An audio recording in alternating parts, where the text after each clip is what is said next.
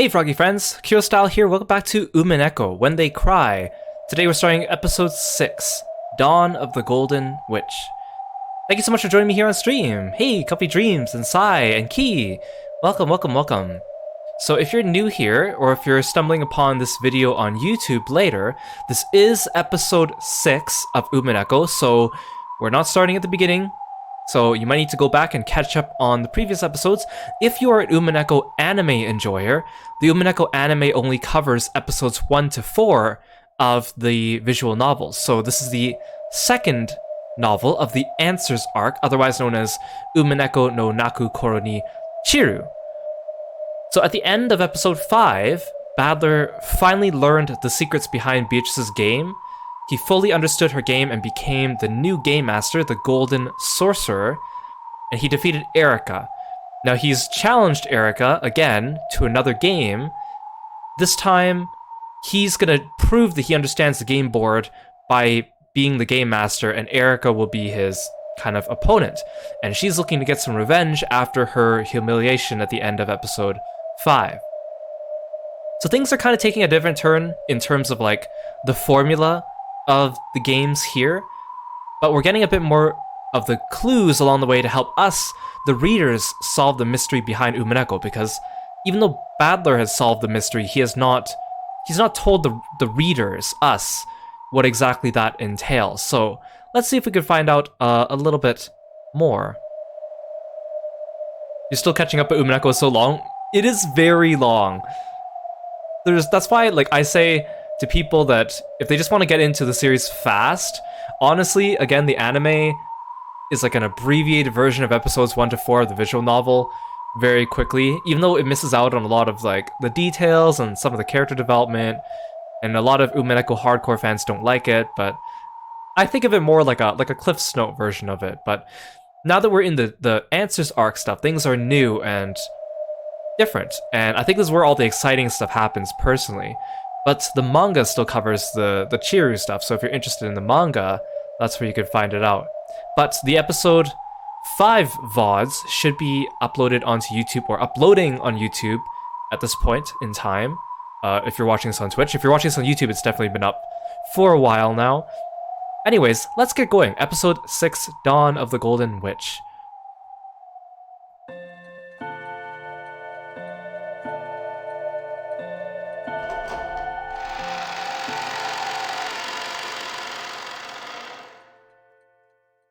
The story is very obviously fictional and fantastic in nature. Any resemblance to existing individuals, organizations, locations, or incidents is entirely coincidental.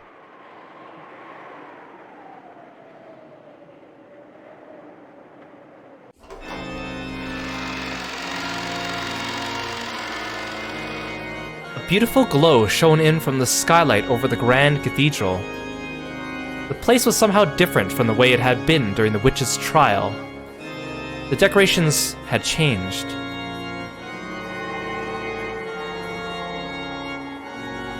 The several pleasantly sparkling white ribbons that adorned it were thin like razors, but they trailed beautifully in the air. Flowers were arranged all over in a way that would make any place look cheerful. It was like how a single drop of impure water can spoil an entire cask of wine. Just the presence of those flowers, those ribbons, and the red carpet that ran down the center of the room made it hard to believe that this was the same place Ushimi and Natsui had been falsely accused of a crime. It had truly become a wedding chapel.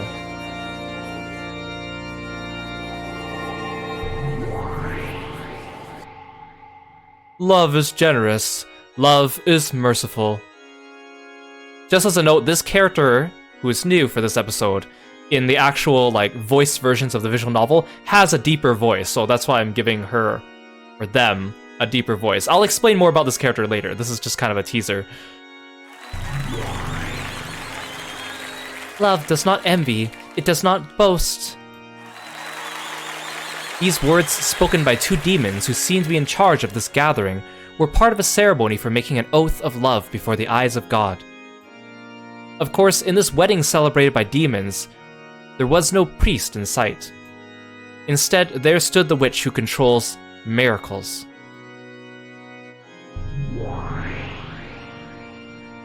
In sickness and in health.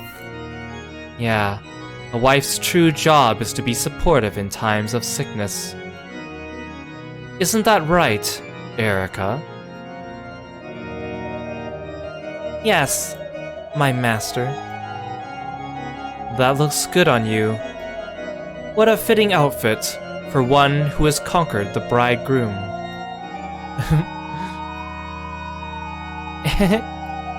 I'm honored, my master. The bride standing on the carpeted path was Furuto Erica. The groom's face couldn't be seen. The bride's outfit certainly was a pure white wedding dress. Her veil represented both the white of God's blessings and the white of a demon's cruelty. A great many goat nobles, witches, and demons were gathered for this wedding. If only their heads hadn't been those of goats, it would probably have seemed a very refined crowd worthy of this great cathedral. I'd expect no less of you, Burn. The stuff you manage to think up is always so twisted. A wife supporting her ailing husband. Isn't that a lovely story? It suits you well, Erica. And congratulations to you too, Mr. Groom. At that point, Burn Castell stared straight into the groom's eyes. The groom didn't answer. His eyes were gray.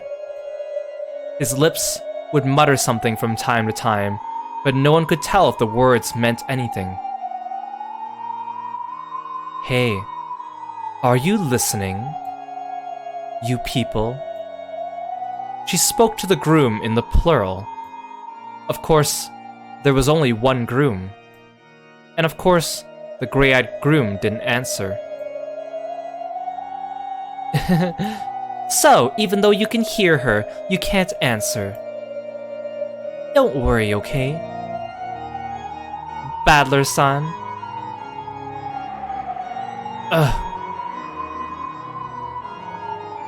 It's okay. I'll just take everything you are and trample it to the ground.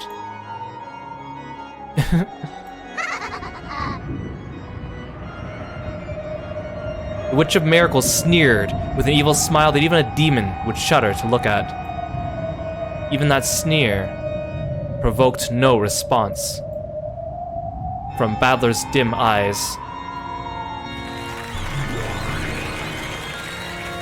People live for the sake of love.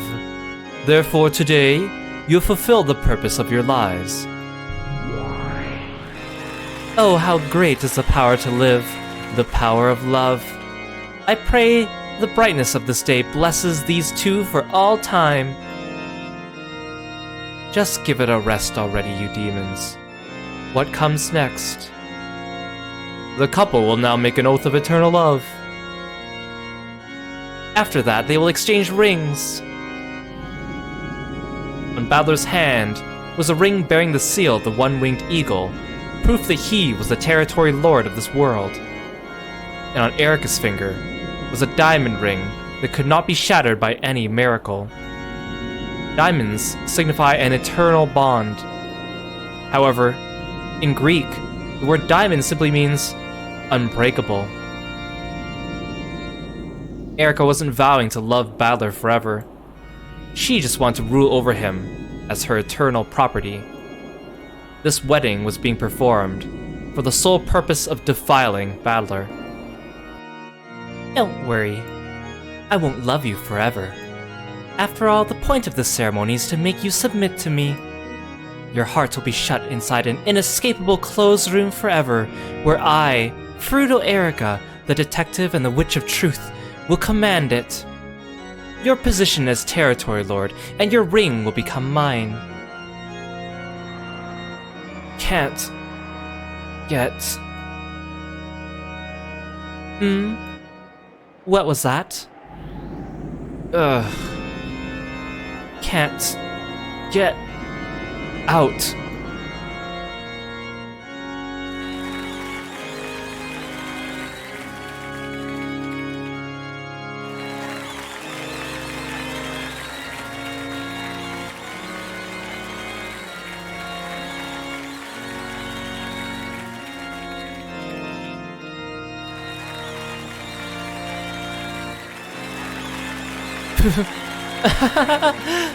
Yeah, I'll bet you can't get out of that closed room. After all, you made it yourself. You'll suffer in that room for all eternity, and I'll remain by your side as your wife forever, getting to enjoy that look of anguish on your face all by myself. I'll defile you forever, Ushimiya battler.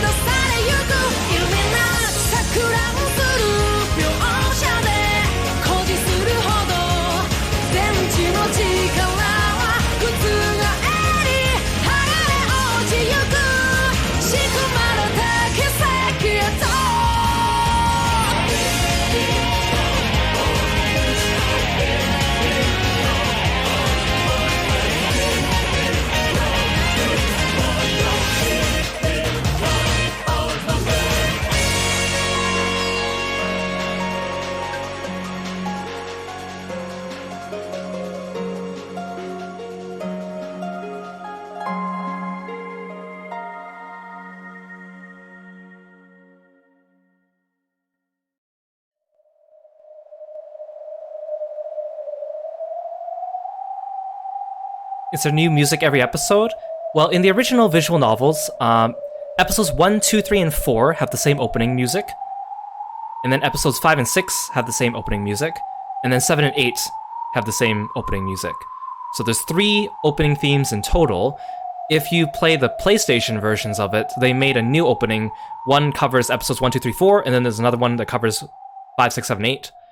And then there's a more recent Switch port, again, these are mostly in Japanese only, that has a completely new opening for all 8 arcs as well. And then the anime has its own opening, and then there's a couple other ones, so there's quite a few different opening themes, but I think the original visual novel ones are the best ones, and then the PlayStation ones are pretty good too, actually. Oh, and then there was the Switch version, and then Umineko Saku both have their own opening themes, which are different from each other, actually.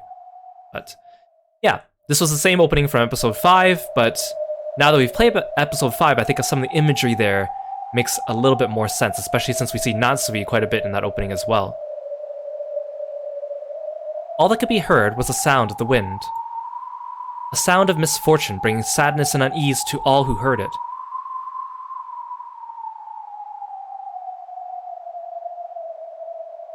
Slowly, I came back to my senses. I finally regained consciousness on top of a bed with a firm mattress. Where was this again? I can't remember where this is, but I can vaguely recall that I must not remain here.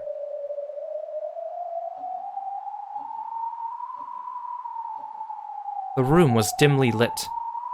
There was a light on, but that just made the darkness and eeriness of the room more apparent. There were no curtains over the window, but but it was too dark outside to see anything beyond it. I squinted into that pitch-black darkness. It felt as though I could see the Witch of the Forest peeking back at me from the darkness, and I averted my gaze from the window in fear. I can't see or hear it, but I get the feeling that if I leave this room, it'll be bright and warm, and someone else will be there for me. I want to get to where everyone else is as soon as I can. Bad memories from when I was very young began to well up. Horrible, harsh memories of when I started dozing off during a family gathering and was put to sleep in some room I didn't know. I remember waking up there, incredibly lonely and sobbing.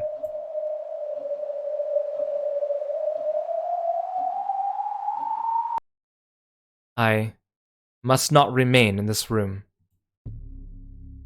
I just want to get out of here quickly. Once that thought crossed my mind, I didn't want to stay in the room a second longer than I had to. I'm scared. It's creepy. Where is everyone? I want to get out of here now. I opened the door, trying to leave the room.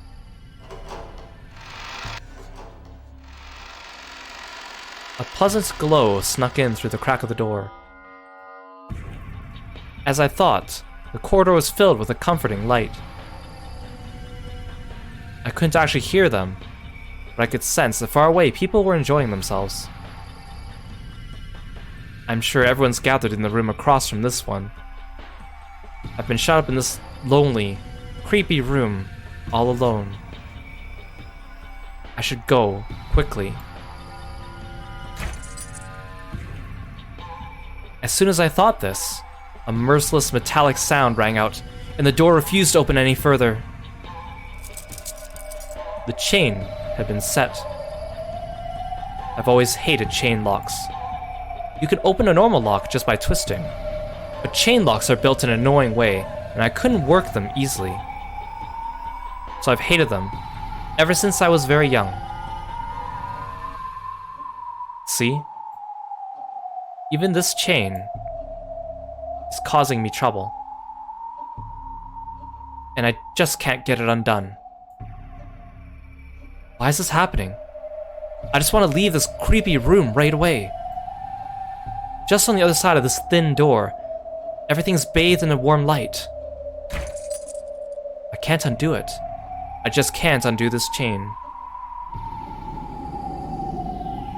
The more desperate I grew, the more that unsettling darkness seemed to be closing in on my back, and the more frightened I became. And then, I finally noticed there's something wrong with this chain. Yes, there is a chain, but this isn't a chain lock. This is just a chain staked into the door, preventing it from opening any further. In other words, it isn't made to be opened. What the hell's going on? Who'd do something like this? Damn it. No matter what I did, no matter how much I struggled, I couldn't pull the stake out or undo the chain or break the mechanism. This door was just a demon's mouth made to trick me into thinking it would open before crushing my hopes. Even so, if only I could just open this door somehow, I could get out into that pleasant corridor. This desire forced me to keep my hand glued to the doorknob.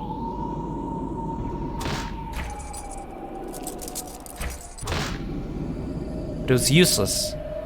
Both the chain and the stake were firm, and no matter how much I clattered them about, there was no chance of the door opening any further.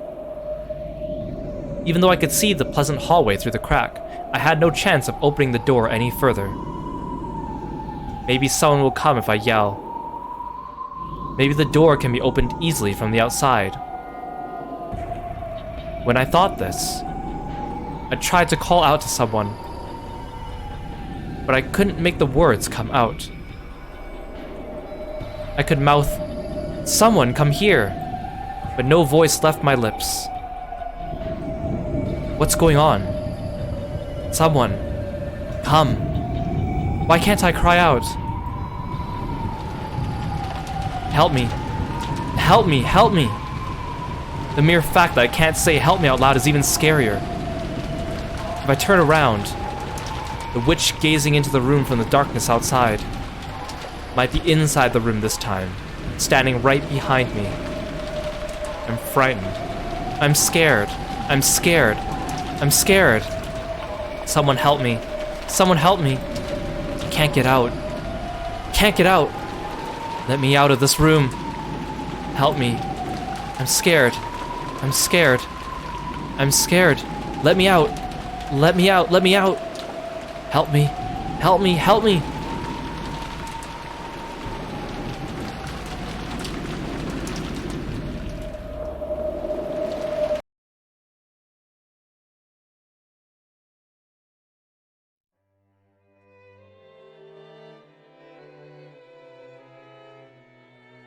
It sounds like they've arrived, lady. Huh? Oh. Amakusa ran his finger down my cheek. In an instant, I woke from the doze I'd just been in. I glared at Amakusa for waking me up in such a creepy way, but he just pretended not to notice. Where is this? It feels like a parlor in some dignified person's house. I have no memory of this place at all. Where is this place? And why am I... You still half asleep, lady?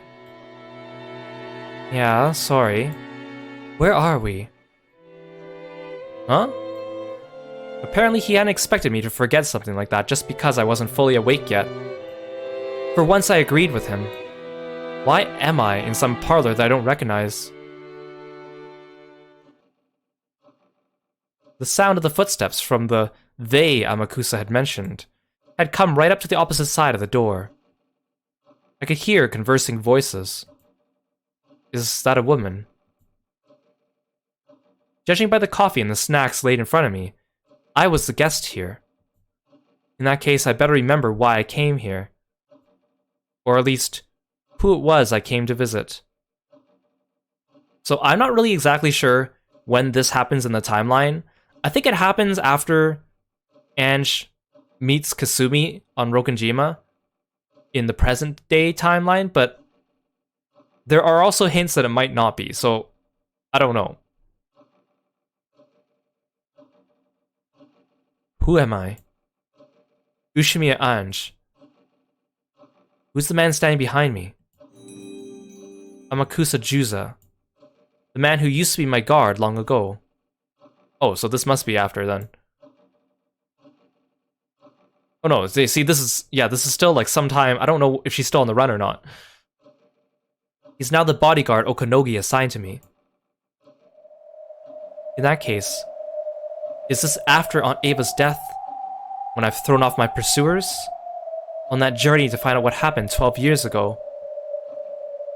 Is that how it went? Do I really have a memory like this?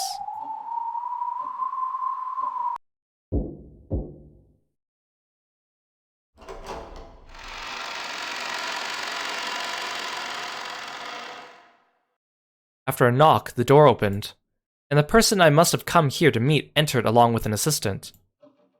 Oh, wonderful. Even after seeing her face, I can't remember who she is. Our sincere apologies for keeping you waiting. Hachijo Toya is here. That's a relief. The assistant introduced her to me first. And I finally remembered who she was. She? I thought it was a he. Excuse me, but are you...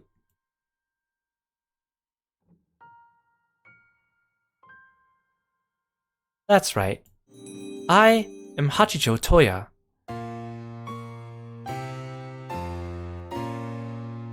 The magazines were all talking about your book signing event. Supposedly a mysterious male author showed up wearing sunglasses and a mask. Never thought you'd be a woman. What's the deal? That was just a double, arranged for by the editing department. I was the helper standing behind him at the book signing. Huh, now there's a shock. I haven't read your works, but I'll bet you're even more mysterious than your books. Readers only pretend to read books. They read them based merely on the name of the author and the brand, and think that they've actually read them. No matter what I write in my books, they don't truly read anything. They just pretend to read, so they can look smart and knowledgeable and keep up with the current fad. Why on earth should I expose myself to these people? Why indulge such trash? I see. Looks like you're Madame Hachijo, alright. This person really is eccentric. There's no doubt about it. This is Hachijo Toya herself. Hachijo Toya is a mystery novelist who's become the center of discussion lately. It seems her books themselves have been highly praised, but it's her mysterious debut that's attracted so much attention towards her lately. Last year, she managed to win several different awards for exceptional mystery novels offered by multiple large publishing companies, submitting each of her works under a different pen name. And after that, several highly regarded anonymous works were discovered, one after another, to have been stories she had written in the past under false names. And her popularity soared as she herself became more mysterious than her books. Despite all of this, the author herself never appeared in public, and everything about her was wrapped in a veil of secrecy. However, just a few days ago, this author finally made a public appearance for a book signing, showing up with a mask that covered his face and drawing even more public attention. And yet, apparently even that had been a fake. Given this person's radically unconventional track record, it was hardly a surprise to hear her casually insult her fans like this. I know quite a lot about you too, Ushimiya Ange-san. The talk shows have been saying all sorts of things. I'm sure you've heard nothing good. Yes, nothing good at all. Apparently, you employ and fire people on a whim, try to resolve everything with money, and care nothing for the law as long as you get your way. Yep, sounds about right. Huh. However, I happen to like intelligent people like you. Is that why you agreed to meet with me? Exactly. You're the only person who's managed to spot that Ito Kukuro Reiganamu is another pen name used by me, Hachijo Toya.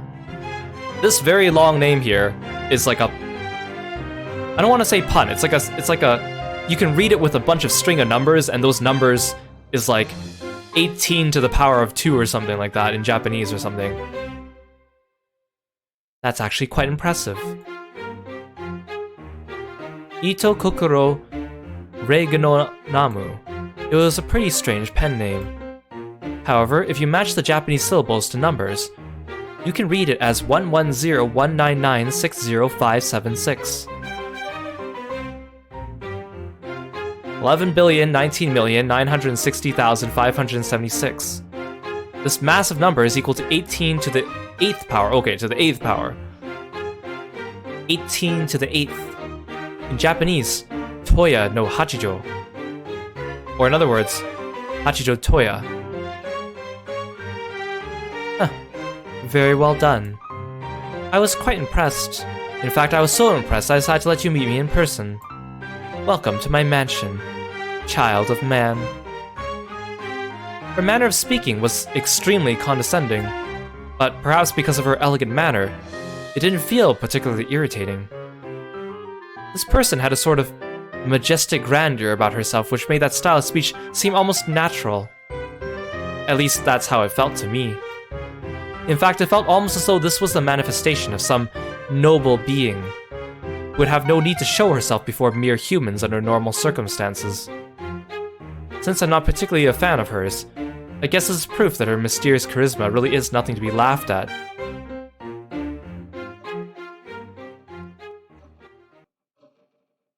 However, I didn't come here to talk to Hachito Toya, the mystery novelist.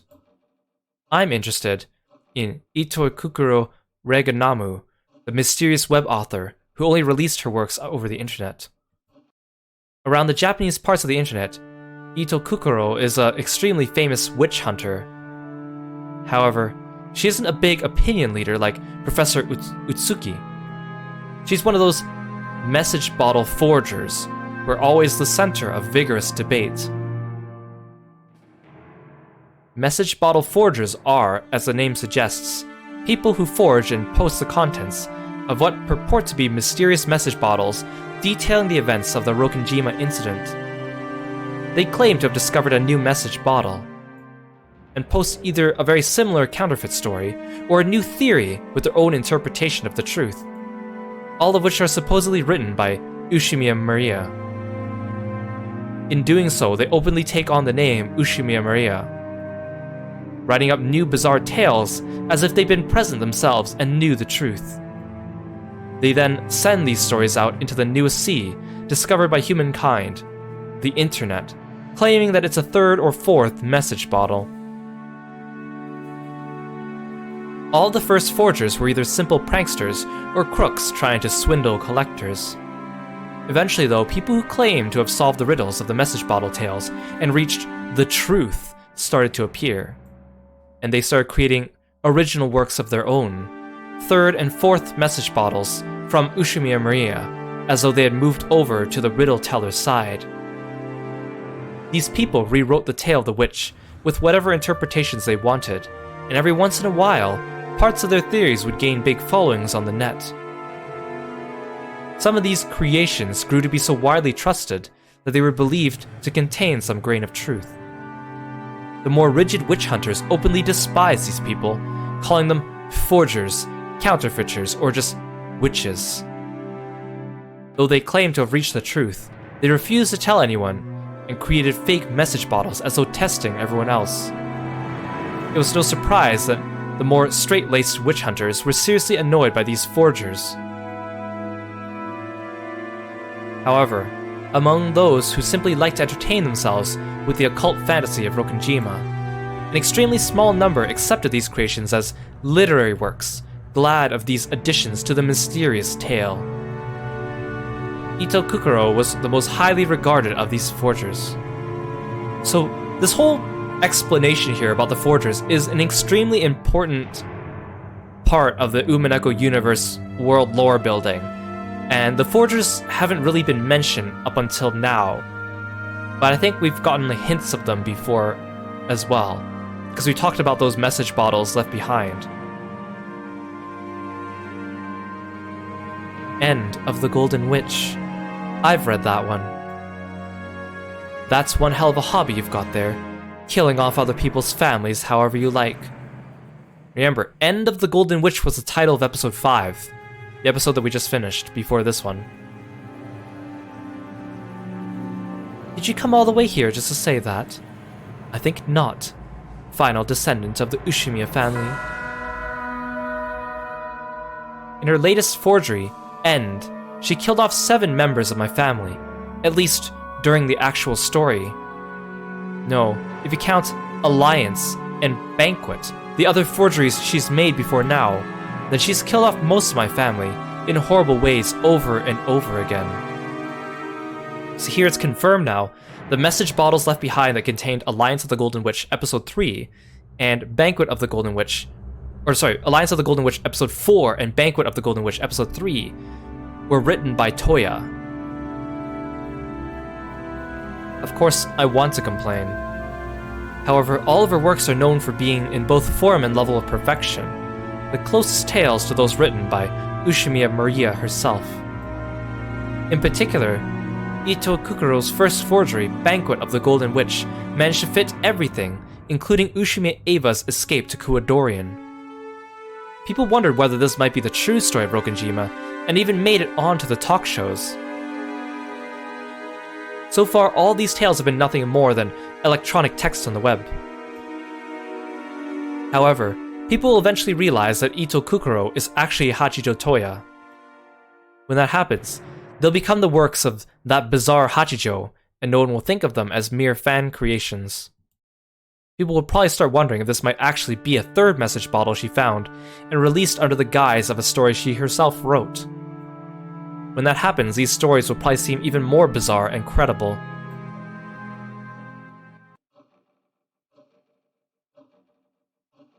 You're pretty cunning, aren't you?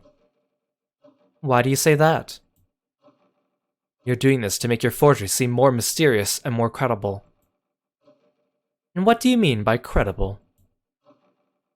Once you've gained credibility, your forgeries will rise to the level of truth. Rise to the level of truth? Huh. How foolish. Such a thing is unnecessary for my works. So again, this goes back to the theme of truth from episode 5, and what truth actually means. Are you saying that because your works are truth, and not mere forgeries? Correct. They are truth, so there's no need for them to rise into anything. You aren't Maria One-chan. You definitely weren't on Rokkenjima on that day. So how could you be so absurd as to call this the truth? Hey, don't lose your cool, lady. Shut up! What makes you think I'm losing my cool? Ange half realized that she let her emotions get the better of her. She let out a sigh and shrugged. Your reason for coming here. It wasn't to yell at me for killing your family several times within my forgeries, correct? Hachijo had been smiling at Ange kindly, but in a condescending manner. Or else, like a mother might watch over a very small child. Ange realized this and was unable to suppress her irritation. Apparently Amakusa could tell that Ange was getting worked up. He joked around with her for a bit so they could start the conversation over again from the beginning.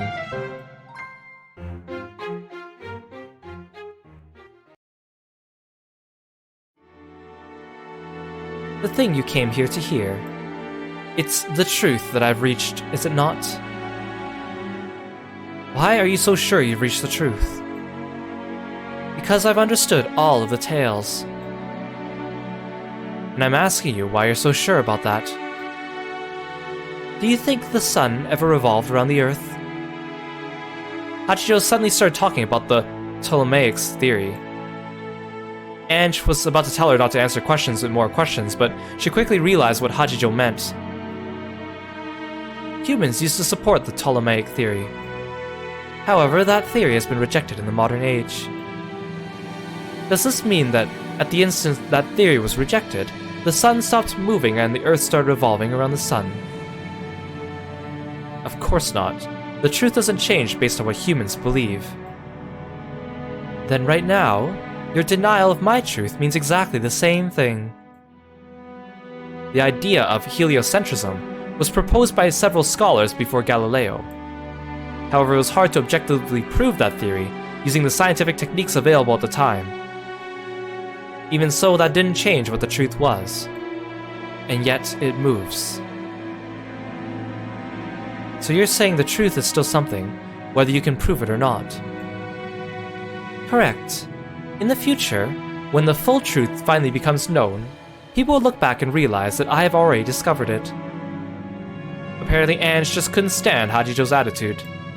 She kept getting irritated, and every time Amakusa would joke around until she settled down again.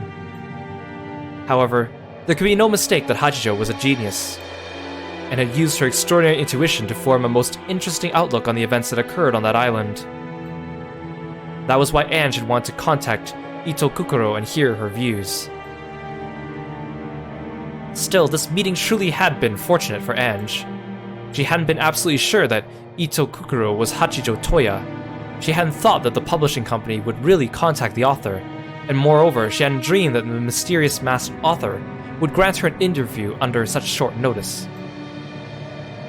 The more she thought about it, the more she realized that the sum of the events leading to this meeting made for nothing short of a miracle. Yes, a miracle. After all, in almost all cases, I'd never be contacted by the publishing company and would leave for Nijima the next day. Oh, so is this like an alternate future where she didn't go to Nijima?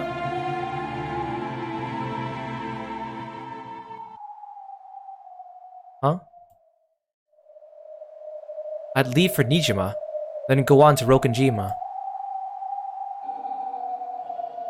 And then give One-chan a Sakutaro stuffed animal. Huh? Why a Sakutaro stuffed animal? My memory of the future is all muddled.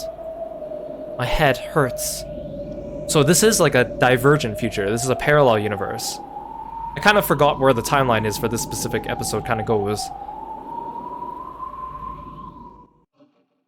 Hachijo said something about showing Ange something good, rose from the sofa and headed for the study desk. When she turned her back, Amakusa asked Ange, who seemed to be troubled by something, if she was okay.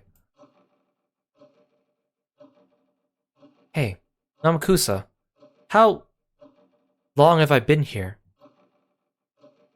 What? You've been looking weird for a while now. What's going on?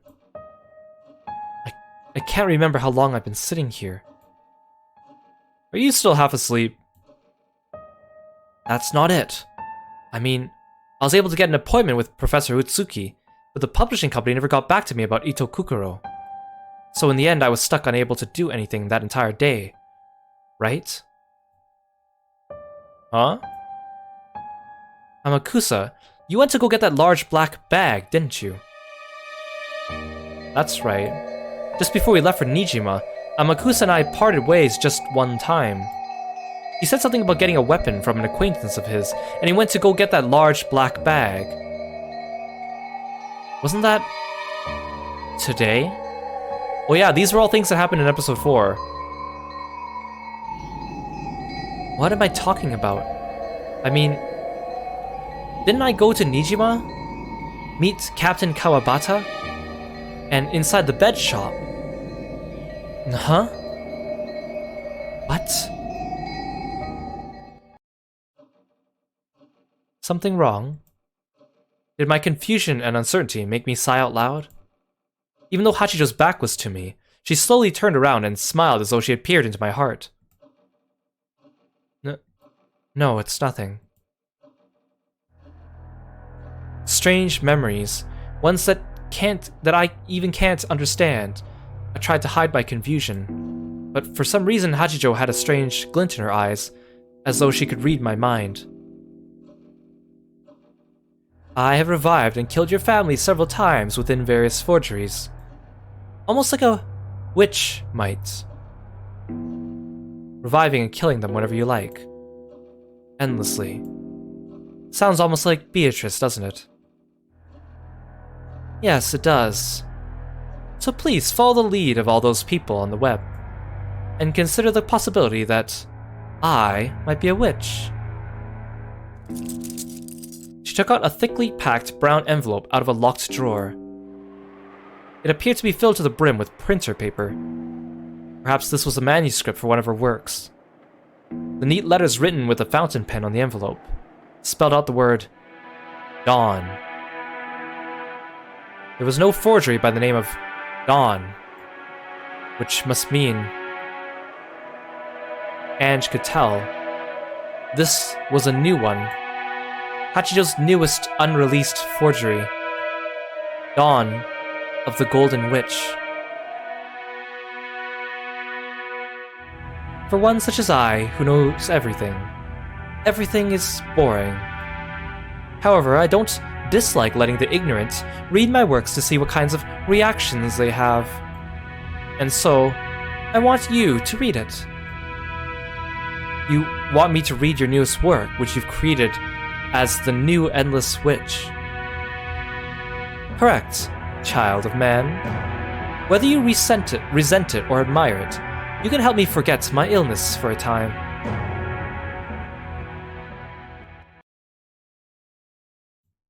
Let's put an end to this farce, shall we?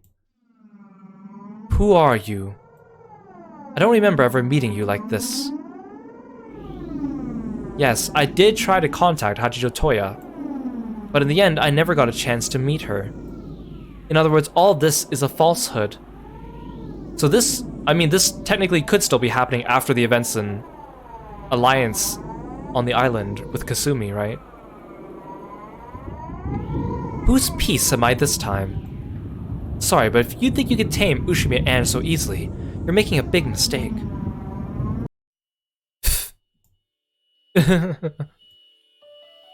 Yes, I hoped you'd be this interesting. She finally couldn't hold it back and burst out laughing. Gradually, the space around them seemed to be filled with a strange purple mist. The room itself seemed to twist and bend.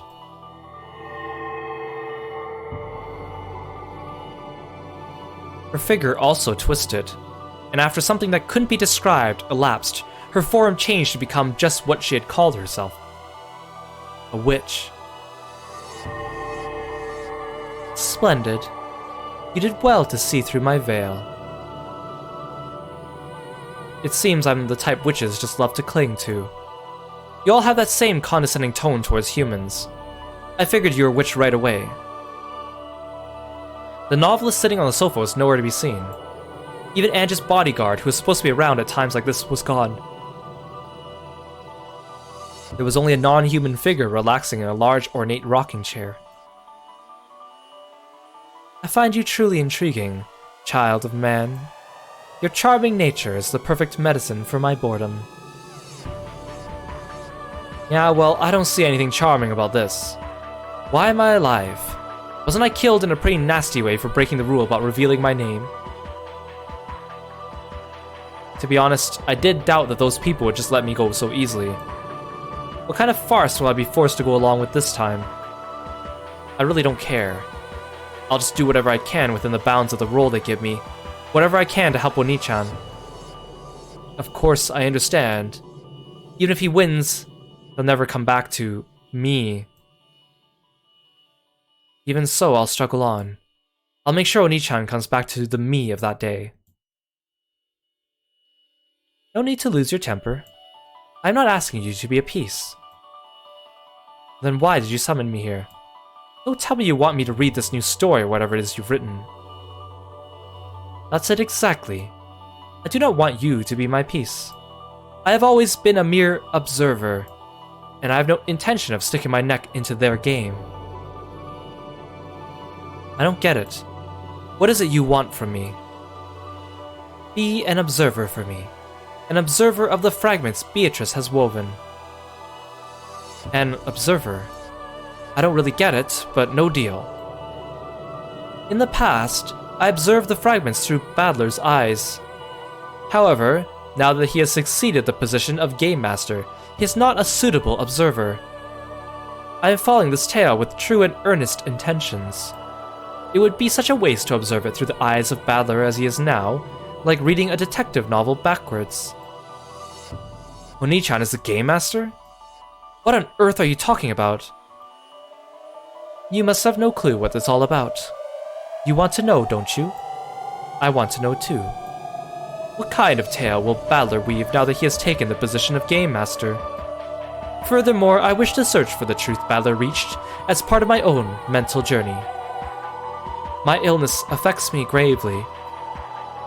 If I do not think, I cannot even keep my heart beating. So, you want me to read your new picture book aloud to you? You might as well interpret it that way. In exchange, you will also be able to take part in your own journey of the mind. I do believe that even you have yet to reach the truth. I think you want to continue on the journey to find that truth. I don't owe you anything. Do not push your luck. I can be lenient at times, but such cases are rare.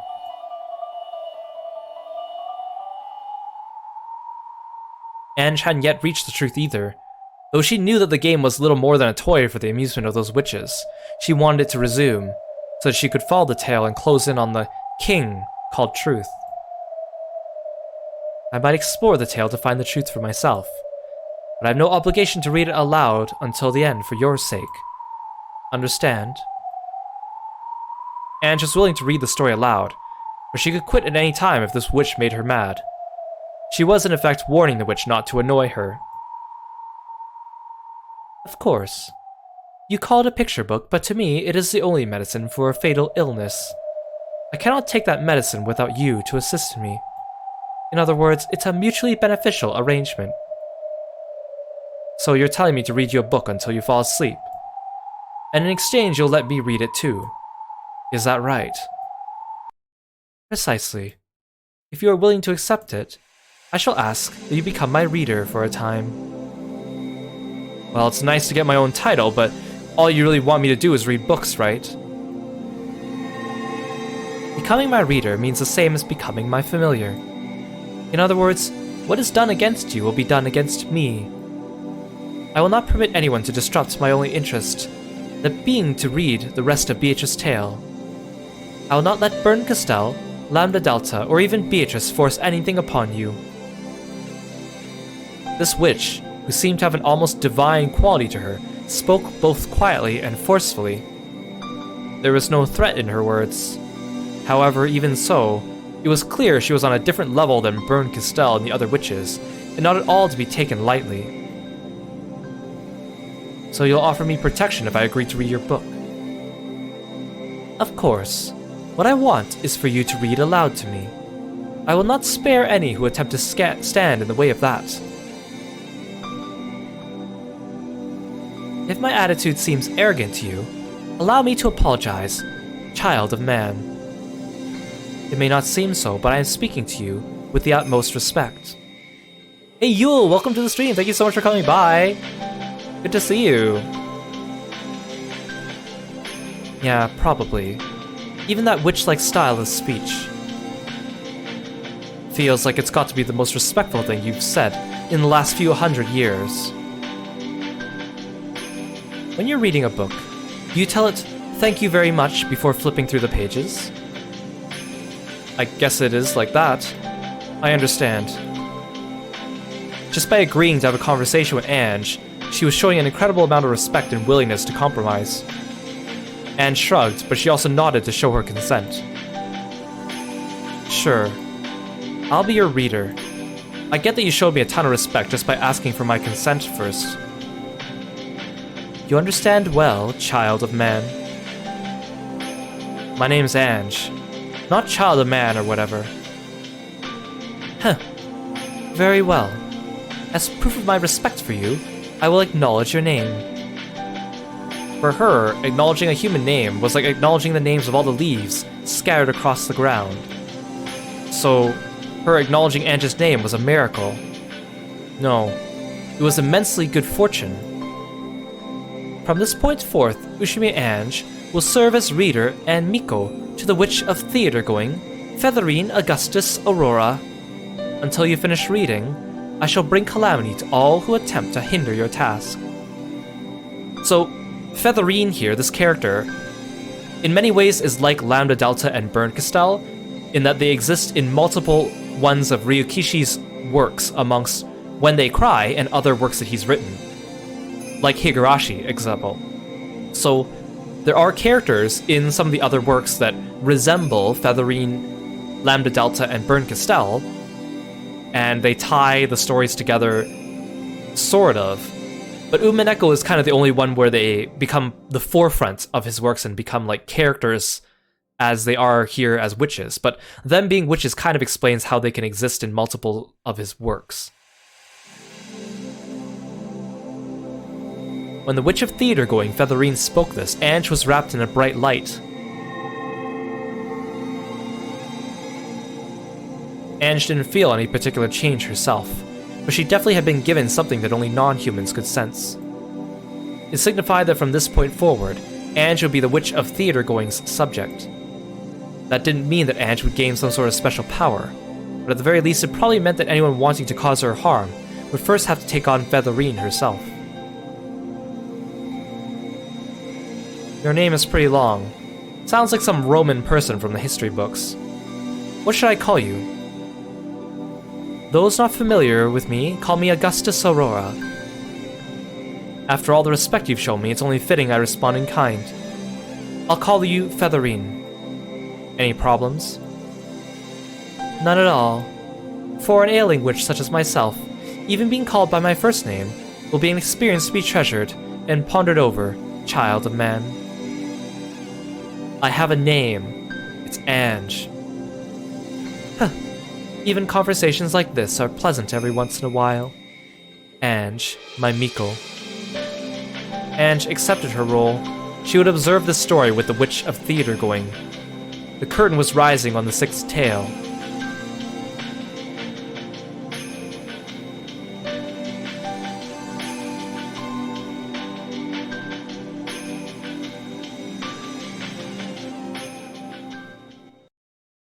So again, another interesting way of framing this tale.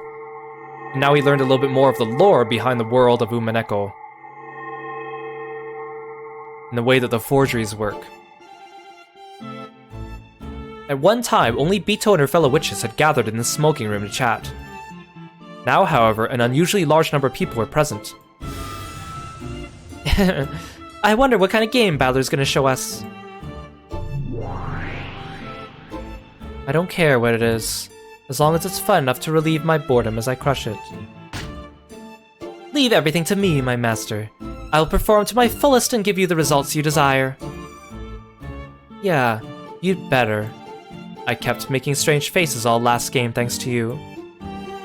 I hope I don't start getting wrinkles from all that. There's no need to worry.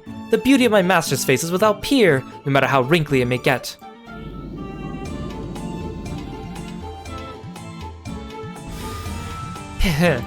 It's rare to see Burn in such high spirits. Bito's game board really is something else. How sad it is that the master of this game board is no longer with us. A tiger dies and leaves behind its hide. Looks like Bito died and left behind her game. Even though chess still exists, no one knows the name of the person who invented it. Oh, you're right! Yeah, poor game inventors. Come to think of it, Badler-san really has kept us waiting, hasn't he? Is he still setting up the sixth game? Gertrude, how have Lord Badler's preparations progressed? Please allow me to speak. Know that he will be finished very soon. If he's kept us waiting this long, he must be pretty confident in his plan. He really humiliated me in front of my master last time. I'll defeat him no matter what it takes. And you in particular, make sure you don't screw up again. I will meet the challenge with all my strength. The previous Game Master, Lambda Delta, had confirmed that Badler understood everything about Bito's game. However, in order to prove it, Badler would have to run this game by himself, and carry it through to completion. In other words, if Erika could crush this game of Badler's, she would, in effect, wipe away the dishonor of that last game. Though Erika was chomping at the bit to get started, it was taking Badler quite some time to show himself.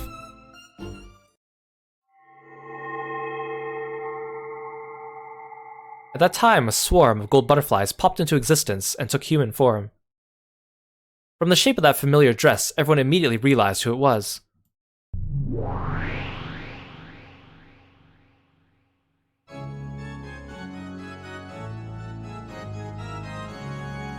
Ah, look, it's Beatrice-san. And I thought you died and disappeared last time. The one who died last time was Beatrice the player. This is probably just a piece. Badler's piece. Even if she is a piece, it does not change the fact that it is her. Beatrice gave an elegant curtsy as she appeared.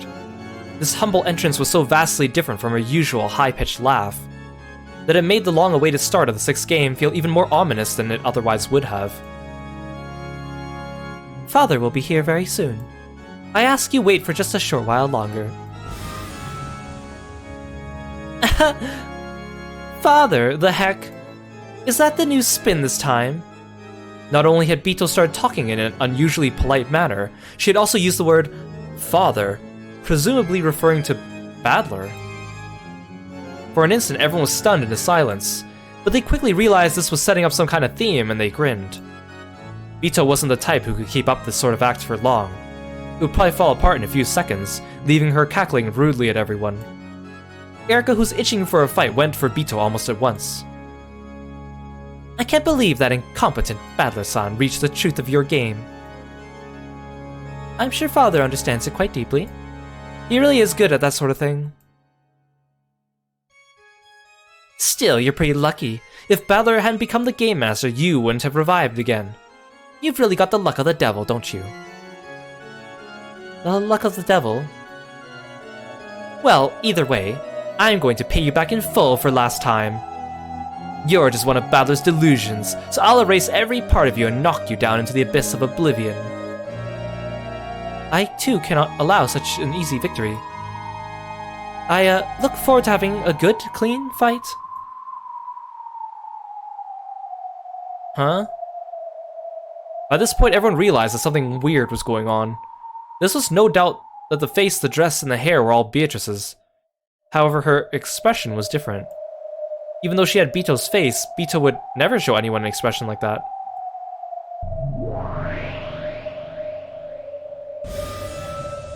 Who are you? There was a heavy silence. Lambda Delta spoke for everyone there. At first, Bito had worn a smiling yet blank expression. However, when she realized that the mood had gone suddenly stiff, her expression finally darkened as she hung her head. Who are you?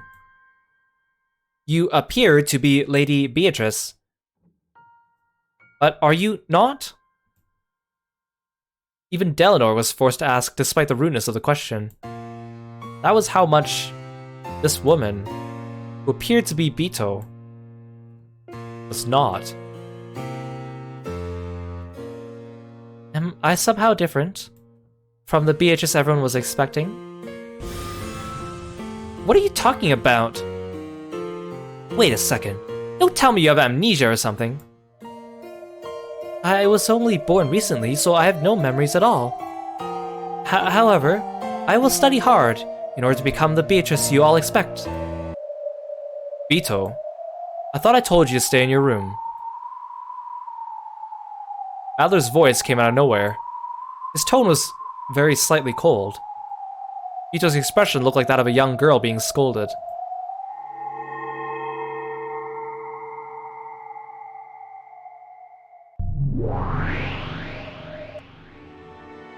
With a swirl of gold butterflies, Badler appeared. His dignified bearing and appearance were fitting for the ruler of this game. However, his expression was gloomy, and his gaze was directed at Bito. Go back to your room. You aren't supposed to be here. I just wanted to help you however I could, Father. Go to your room. He spoke both softly and forcefully. Adler didn't leave her any room for debate. Bito hung her head and curtsied as she prepared to leave the room. Also... yes? What is it, Father? My name is Badler. Never call me by a different name again. Yes.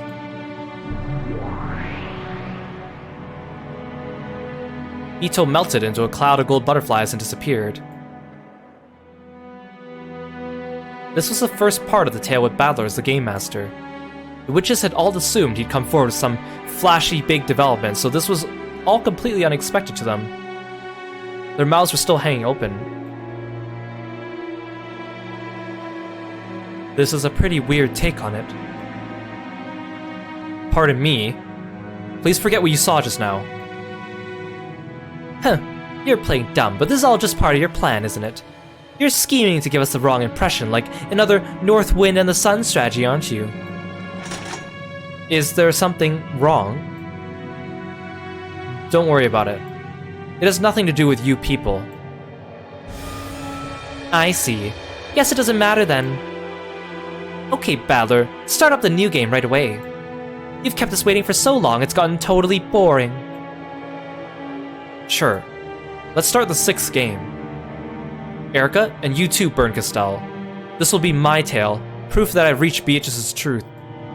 Lambda Delta, please watch this game until the end as a former Game Master. Sure, looking forward to it. What's the title? Dawn. As in, the dawn of the Golden Witch. Sure, if we're talking about a winter sun that goes below the horizon right away. Of course, my master. I'll drag it back down for you. At least your naming sense is good, Badler-san, I'll give you that much. I'm glad you like it. Then let's get started. The 6th game will now begin. Battler solemnly announced the start of the game. Compared to his fired-up attitude at the end of the previous game, where he and Erica had sworn to settle everything next time, he was extremely quiet now.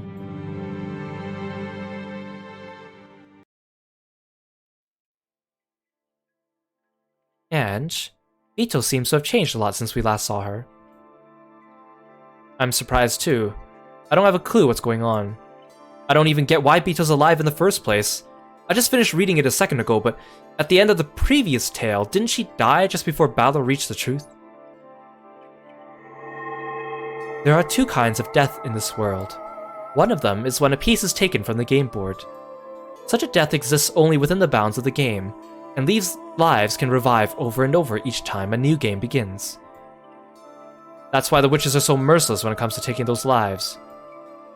To the witch players, the lives of those characters who appear on the game board are no different from pieces on a chessboard that take other pieces and get taken. After all, these pieces will be set up again when the next game starts. Maria Sakutaro is a prime example of these. Sakutaro is One-chan's piece? Yes, that makes sense. In the game board that represents the inside of One-chan's head, Sakutaro certainly does exist, and is a piece that always stays by her side. Though he's nothing more than a stuffed animal in the real world, on One-chan's game board he's no less of a piece than any other. But I wonder, if he were a piece in a witch's game, it should be possible to revive him easily, right? But One-chan wasn't able to revive Sakutaro in her world. That's because she lost that completely unique stuffed animal that was his vessel. Because of this, the conditions for that piece's existence were violated, and it became impossible to revive him on Maria's game board. The only reason you were able to revive Sakutaro on the game board was because you once again satisfied the conditions for his existence, correct? True. Maria One-chan was only unable to revive him because she had lost the stuffed animal that was his vessel. If, like the rest of my family on Bito's game board, she hadn't needed a vessel for him, she would have been able to revive him as often as she wanted. I get it. It makes sense that Sakutaro was One-chan's piece. At least, as long as his vessel was okay, he could have been revived over and over again. Correct. As long as his vessel is safe, he can be revived over and over again. That's what the life of a piece is like. That's the first kind of death in this world. What's the second? That's the death of beings outside the game board. To continue with the Sakutaro example, this would be like Maria's death.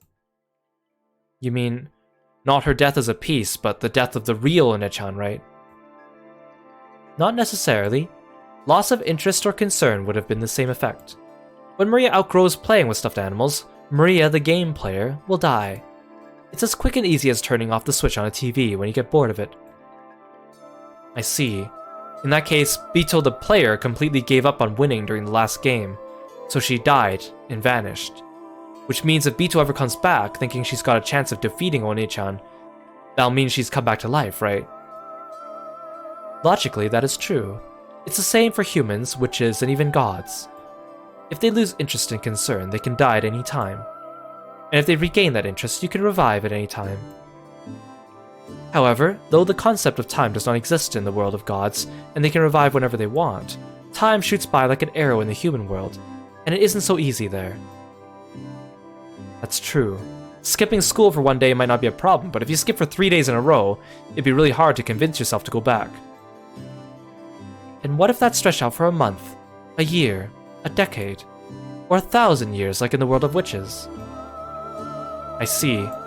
If you skipped class for that long, it'd mean you're dead socially. After being dead that long, not only would you be unable to catch up on all you missed in the world at large, you'd also lose any motivation you might have had when you left. So even though you'd be alive, it'd be fair to say that you died once. You would never again be able to regain the self you once were. It would never come back to life. Ito lost any chance or hope of winning.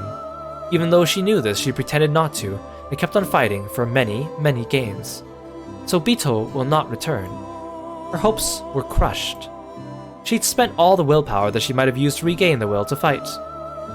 Therefore, that Beatrice will never revive again. That Bito, who just ran around the whole time with empty eyes in the 5th game, must have been her corpse.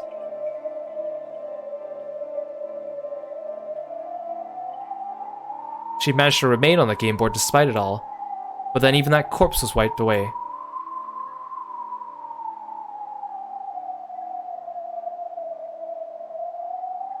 If Bito had been the Game Master at that time instead of Lambda Delta, the game board itself would have vanished at that moment, and everything would have ended. Come to think of it, Bito started to lose the will to fight back near the end of the 4th game. When Bito loses her will to fight, the world of this game disappears. However, the witches wanted to keep playing in this game board world, so Lambda Delta bound Bito in place with that cursed shackle. She used that shackle to fix the game board in place and prevent it from disappearing, even if Bito did lose the will to fight. In chess, this would be the equivalent of removing the set time limit for each turn, making it endless. However, simply having the game endlessly pause on Bito's turn would cause the witches to die from their illness of boredom. That's why Lambda Delta took the position of Game Master. Starting then, Bito's existence was no longer one of the conditions necessary for the game's existence. That's probably why the shackles binding her to the game board were released.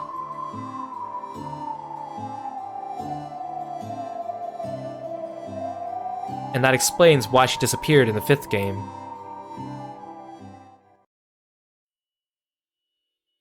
So, when Oni-chan managed to reach the truth, it was one game too late for him to tell Bito about it. The 5th game was a form of charity on Lambda Delta's part. She merely showed Balor some mercy as the Witch of Certainty, acknowledging his strong desire to reach the truth no matter what. How can you call that charity? It's just those fickle witches killing time. Let's get back to the point. So that means this weird Bito isn't the player Bito. She's just a piece Bito. True. If that is the case, she would eventually become the Bito everyone knows. I imagine that is the Bito that Balor wants. You mean he wasn't satisfied with just a doll?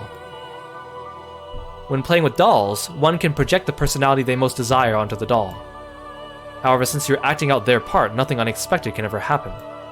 You cannot hope for any unanticipated happiness. In the human world, there's nothing so boring as a pre-established harmony.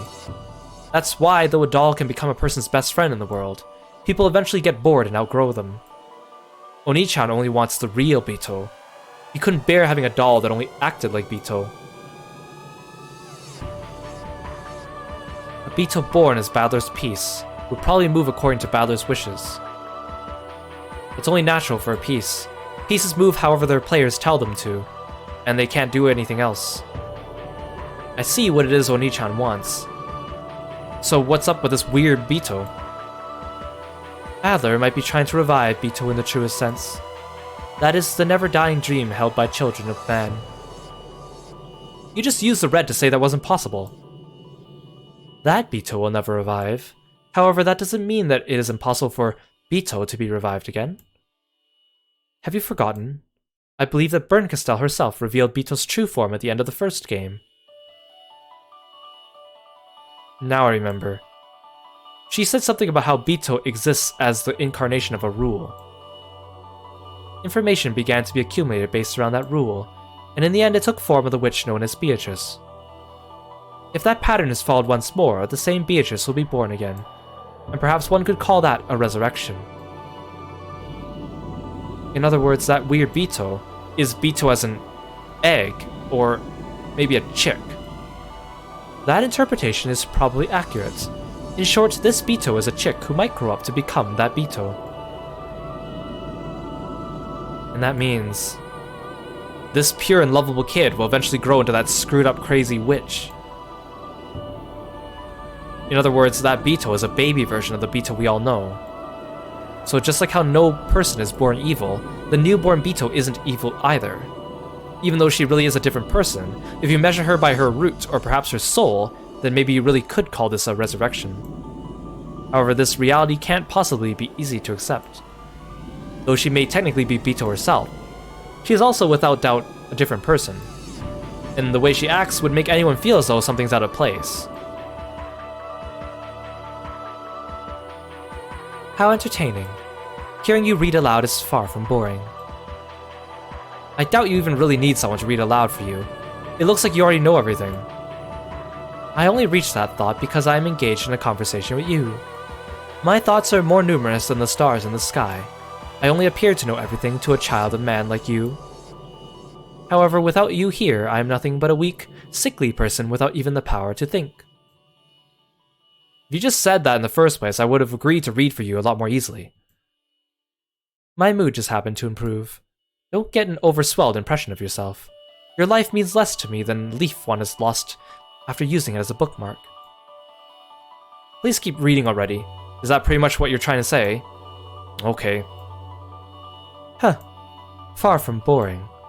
You really do make an excellent Miko. Featherine rocked back in her rocking chair and looked up at the ceiling, laughing as though the conversation itself was pleasant for her. Ange was slowly figuring out how to deal with this strange witch. This person was also bored. It's not uncommon for a sick person who's bored from being bedridden for a long time to start acting rebellious. On the other hand, they can also get a little bored of being treated kindly all the time. She may want to be shown respect for her superiority, but it's probably more interesting for her when she's spoken to rudely. What a coincidence. That's exactly how I used to be. Anyway, from what we learned in the fourth game, there's no doubt that there's been some kind of antagonism between Bito and Oni-chan in the past. Learning about this Bito might give us a key to finding the truth. It does seem so. It has caught my interest as well. Let's read her tale too. Oh, sure. As you wish, my master.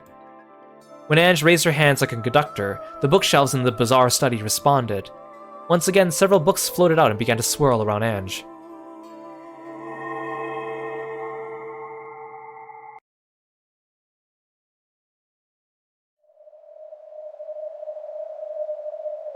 Kinzo's study is a room belonging to the master in the human world. So this study in the world of non-humans belonged to the master of the game board, and was a place where he could look down upon the humans. Therefore, one could hardly be blamed for mistaking the imposing, berobed man in the center of the study for Kinzo, if only for a second. But it wasn't Kinzo. This was Badler, the one who had taken up the position of Game Master, becoming the new territory lord of this world.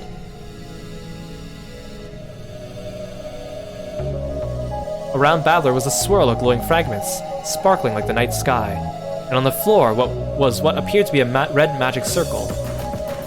To an outsider, it would seem to be nothing more than an incomprehensible geometric shape. But to Badler, who stood at its center, it was the outline for a new tale. A new line grew across the magic circle, following Badler's gaze. Then, at the instant it connected with a complicated symbol, the entire magic circle flashed brightly.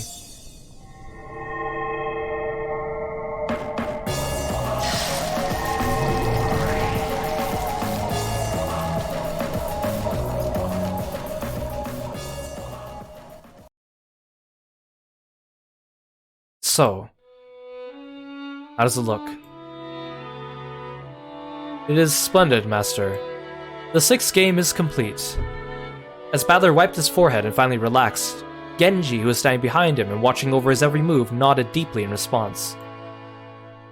I always thought being a game master meant you could make the tale however you want. But this is seriously harder than I thought. You must write up multiple tales, and make the inner and outer sides of the story match. Though truly, you have displayed such skill, it is hard to believe that this is your first time. I believe even Erika-sama will be satisfied with this game. Well, hopefully it matches that great detective's tastes. Still, I've got to honestly respect Bito now. I can hardly believe that she managed to make tales that complicated and do so easily. Easily? Far from it. Bito-sama also worried, racking her brain over various contradictions each time she created a tale. She was constantly battling with logic errors. Logic errors? That is when the two sides of the tale do not meet, creating a contradiction. When this happens, it becomes a fatal violation of the rules known as a logic error, and the game board will immediately collapse and be destroyed. It is the greatest and worst form of error that the witch side can make, and one which must always be avoided. So Bito got close to bumping into those many times in her games. She fought with them every time she created a new game, I believe it grew even more difficult for her as you became a more formidable opponent. So, do you think this game I've made is good enough to show Bito? Yes, of course. Bito hasn't woken up yet, has she?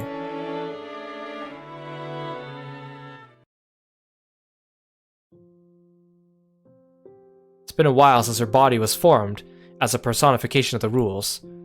Is she still not awake? After remaining silent for a while longer, Genji answered.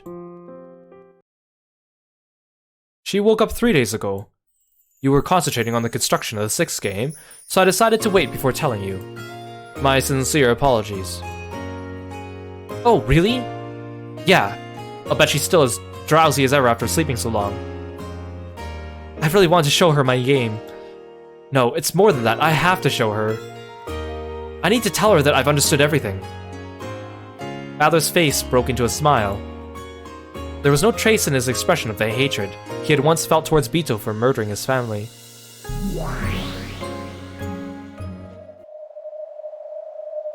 In a way, that was the final riddle of the 5th game. Yes, when Badler reached the truth, there was a great change in his impression of Bito. So should we assume that there really was something between Oni-chan and Bito, and that he forgot all about it? However, Badler suspected this in the 4th game and asked Bito about it. According to the tale, this was denied by the Red Truth. 6 years ago, no person called Beatrice existed for Badler. We can read this as saying that Bito did not exist 6 years ago, or it could simply mean that she had no connection to Badler at that time. However, either way, Badler did not visit Rogenjima at all for the next 6 years. October 4th, 1986 should have been the first time Beatrice and Oni-chan met. If so, why was there already some kind of antagonism between them? I don't have a clue what it means. That sin of Ushimiya Badler's, which Bito took Badler to task in the 4th game, might give us a clue. The result of that might have been Beatrice herself. The result of Oni-chan's sin was Bito. That almost sounds as though Oni-chan created the witch called Beatrice himself.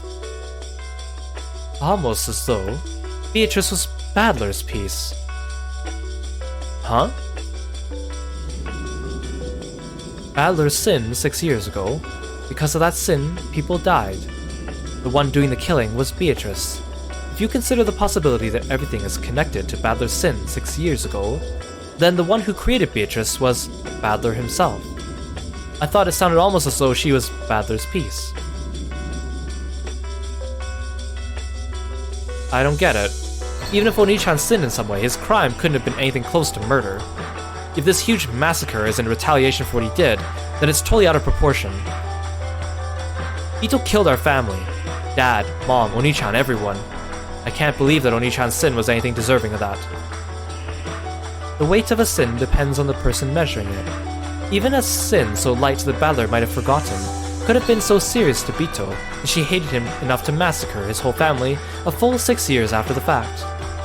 Well, even I find that a bit excessive, and more importantly, if she were a person like that, I would find it hard to accept that Badler would act so friendly towards her after discovering the truth.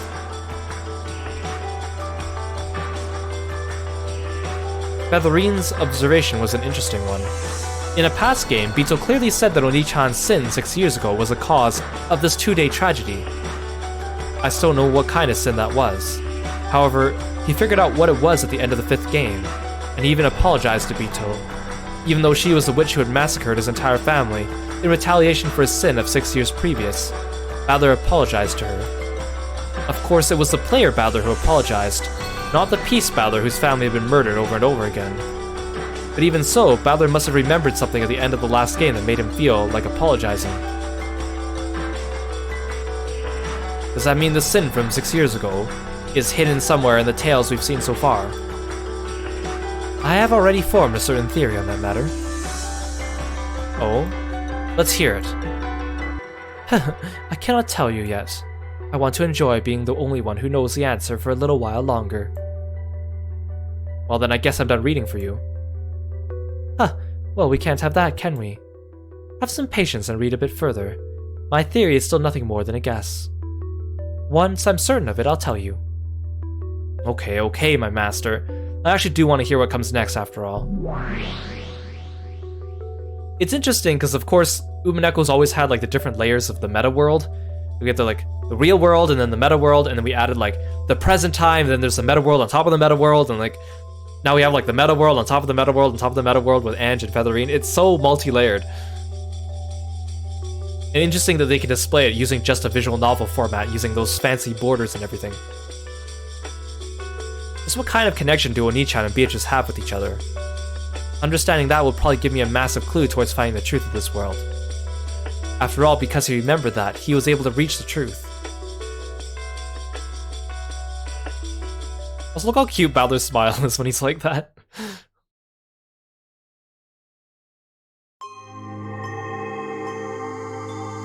Beatrice.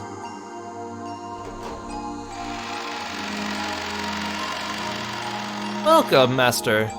Beatrice-sama is waiting for you. This way, please. This place was a villa set aside for Beatrice's use. It was a sacred site for her only, built so she could spend her days without being affected by the outside world. My heart began to race. I'm so glad she was able to revive and that everything's okay. Bito is a personification of the rules. So even though she was destroyed once, it's possible for her to be reborn again. Balor had quickly succeeded in reviving Bito's body, but he'd had trouble with summoning her soul back. However, during the time he'd spent immersed in the creation of the 6th game, she had woken up, and this had happened 3 days ago. Balor let himself be led into the dining hall. The dining hall had been set up for his and Bito's use. It existed so they could enjoy some black tea while having conversations that were only possible now that he had reached all the truth. I want to tell her. I want to tell Bito I found the truth. Balor couldn't hold back his excitement over this miracle he'd been granted, the miracle of Bito waiting for him in the dining hall to hear what he had to say. How is Beatrice? Same as usual? Is she doing well? Oh, yes, she is doing quite well. She has been waiting for you all this time, Master. Oh, yes. So she's in the dining hall. Is she eating or something? Ah, that's okay, it doesn't matter either way. Oh, you'll be surprised. Beatrice! When he swung open the doors to the dining hall, Balor was greeted by a wonderful sight. Though the food laid out on the table wasn't particularly sensational, it was arranged beautifully, and a champagne bottle stood there waiting. Then, the person clad in that familiar dress with the beautiful golden hair bowed deeply in greeting. Beatrice! You have my sincerest gratitude for giving me this form. Come on, don't worry about that. I'm so glad. Bito. Balor rushed up to Bito and hugged her tightly, just to make sure her body wasn't just some mist or illusion. I solved your riddle for you, but then, before I could tell you about it, you went and disappeared. I'm right here. I will not disappear. It's okay, you can stop talking like that. I'm not going to ask you for anything in return. Anyway, I want to apologize, and I want to talk with you. I don't even know where I should start. You have done nothing that you need to apologize for, Father. I'm glad to just be of service to you. Bito? Beatrice was born for your sake, Father. Please let me support you. And, Father, congratulations on completing the 6th game. I told you, stop talking like that. You're creeping me out. Do you find this style of speech displeasing? Please forgive my rudeness. Well, I don't find it displeasing, but it's not like you. I guess I like the way you usually talk best. Bito smiled vaguely. To Balor, it probably looked as though they were both smiling at the unusual way she was talking. However, Bito's smile literally was vague and uncertain. After all, she didn't know how she was supposed to talk. Anyway, Bito, just what kind of joke is this? Don't tell me that the great Beatrice-sama decided to cook for me. When I heard you had completed the 6th game, I wanted to see if I could prepare a modest reward to congratulate you. Oh, Beatrice-sama really worked hard to make this. I didn't even need to lend a hand at all. No, I didn't. The food set on the table really was modest and inexpertly made. You could tell by looking at that Bito, who wasn't particularly skilled at cooking, had given it her all.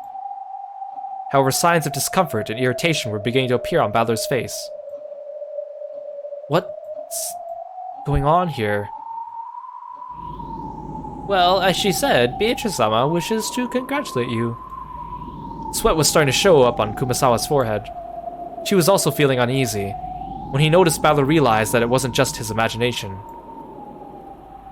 Bito turned her back to Balor and stuck a corkscrew into the champagne bottle. Then she showed it to Balor. Father, congratulations on the completion of the 6th game. In the hopes you will prove victorious over your longtime rival, Furuto Erika. When presented with a champagne bottle and a sound like that, anyone would think the cork had been pulled out. However, it wasn't the cork. It was the bottom of the bottle.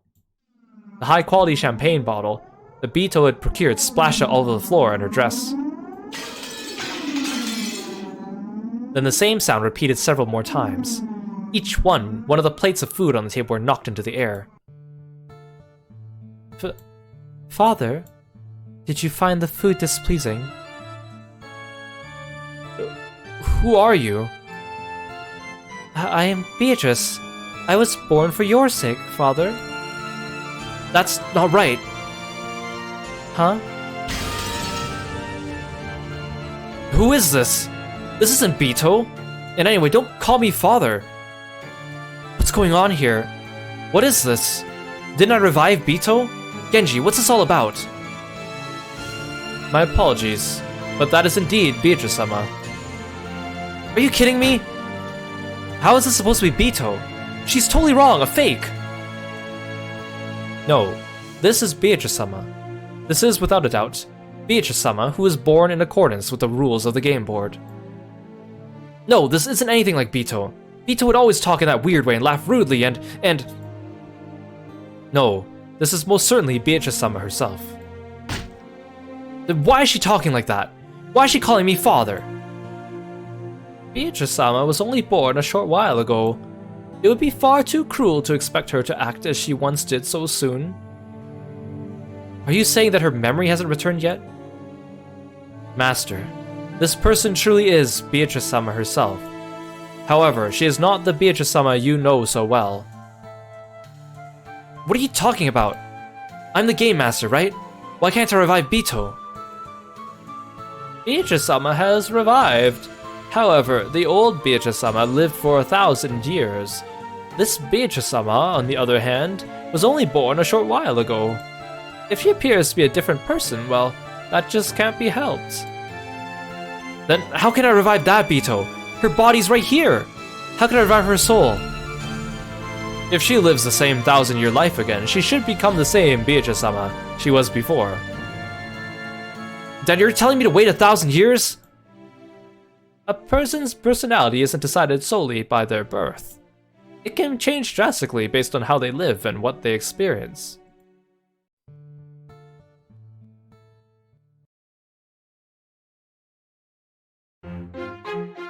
Do you understand? Even though she is the same Bito, she is not the same. I get it. Even if you had two of the exact same person, they could change enormously, depending on their upbringing. Even though they might both be the same human to start with, their upbringing could change them so much they effectively become two completely different people. Usually, we use the term person to refer to a person, not their personality. However, since humans recognize a person by their personality, those two might as well be different people, from a human perspective. That's so true. If that tragedy 12 years ago hadn't happened, this little lady of ours might be a cute girl who could smile without looking weird. That's rude. I'm plenty cute as it is. I understand. If a personality is what makes a person in our eyes, you could probably say that a second personality represents a different person entirely, even if it inhabits the same flesh body.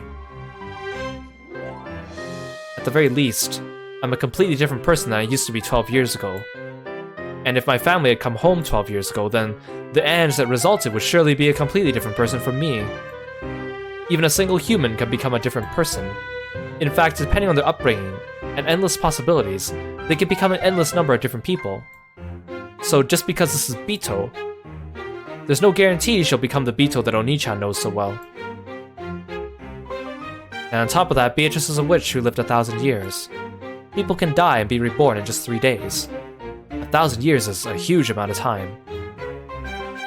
It seems you're quite a skilled reader. For most of my readers, it would be necessary to spend several hundred pages to explain how a single person can become different people depending on their upbringing and time. Don't underestimate your readers. We aren't just reading, we read and we think. If I make 100 people read it, about 90 will be able to. However, only 50 will actually understand what it means. And only even 20 will actually think beyond that. And all I ask is they think it over a bit. Nothing more than that. However, it seems that you are one of those precious 20 readers. That's why I invited you here, child of man. It was seriously hard to like this Hachijo Toya person. However, though this forgery she had written was still in its first stages, it definitely felt as though it contained something very similar to the tales in those message bottles. Speaking metaphorically, one might call it a scent. An indescribably unique and stirring atmosphere like a stuffy library.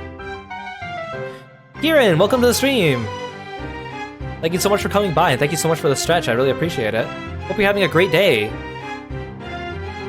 The Beatrice who wrote the message bottles and Hachijo Toya are different people, and yet this has the same scent as that tale. I see. This is why some of those curious witch hunters are so intensely devoted to her. Their keen sense of smell was able to sniff out that familiar scent. Very well then. Please continue reading. There could be nothing more entertaining than watching your face as you glance over the words. That and speaking with you. I guess it's true that writers are always starving for opinions on their works. However, sorry to disappoint you, I don't have time to read all the way through this thick manuscript. More importantly, and yet you have plenty of time. Both the second hand and the pendulum on the ornate clock between Hachijo have been moving the whole time. However, absolutely no time had passed for a while now. Only about 3 minutes had gone by since the time she had entered the room. See? Time isn't one of your problems. No sort of time will chase you away until you finish reading. Next page, lady! Next page! Amakusa badgered me to turn the page, so I returned to the world of the tale once more.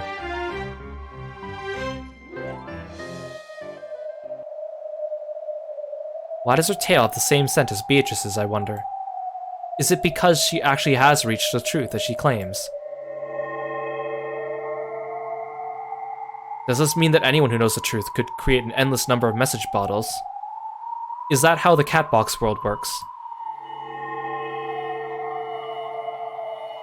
I see. I guess she might also be an endless witch. In fact, maybe anyone who knows the truth can become an endless witch. An endless tale created by the endless witches. The 2 days starting on October 4th, 1986, where my family is being toyed with endlessly. I have to end it.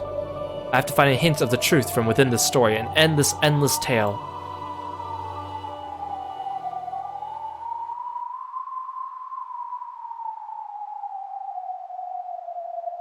What do you think, Bito? How's the 6th game I made?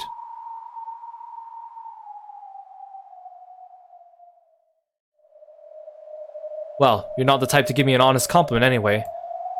You'd probably say something more like, not bad for an incompetent fool like you. Not bad for an incompetent fool like you. Huh. Now that I've seen what it's like to be a game master, it's pretty clear. I wasn't the only one who had it rough each and every game. Creating a game is far from easy. I certainly never expected us to recognize each other's efforts like this. Creating a game is far from easy. I certainly never expected us to recognize each other's efforts like this.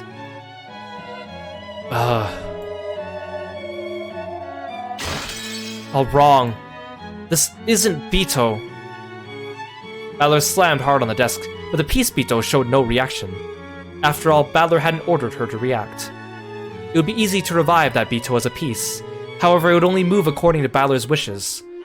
Having a conversation with it was no different from talking to himself. The Game Master could summon any kind of piece. He could move those pieces in any way he wanted, reigning as an absolute god. However, for that very reason, they were just pieces. They made it unbelievably lonely and sad. You created many kinds of furniture, as well as several tales in the past. When I saw that, I was sure you were having a great time doing it. Well, that's all wrong. You were unbelievably lonely. It must have been such a relief for you having an opponent like me who could actually go against you. Yep, I'm painfully aware of that now. That weird, polite Bito. Really was you, wasn't she? The way you were 1,000 years ago. And yet, she's a different person. The way she looks just like you is what I really can't get over. I can't stand it. However, she isn't a piece, so she can go against my will. That Bito is much more alive than a piece like you. I get that. But it's all wrong. That isn't you.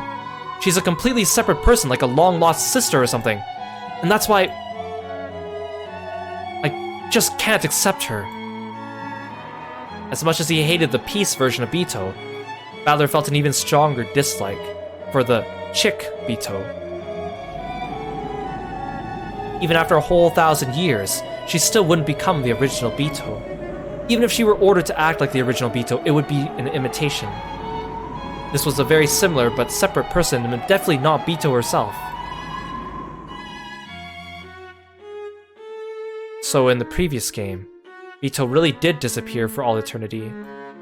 Even after becoming the Game Master, there was no way to revive her. Laugh. Laugh at how pathetic I am.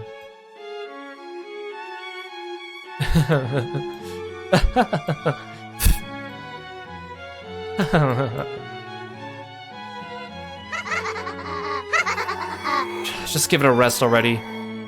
You're just an illusion who won't laugh unless I order it.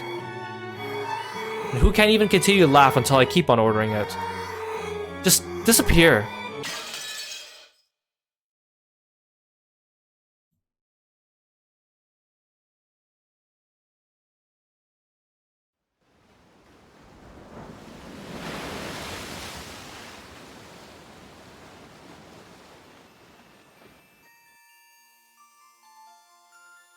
On Rokenjima, this day, or rather this round, was the same as any other. The typhoon would be coming very soon. The sky was still overcast, but the clouds were moving quickly.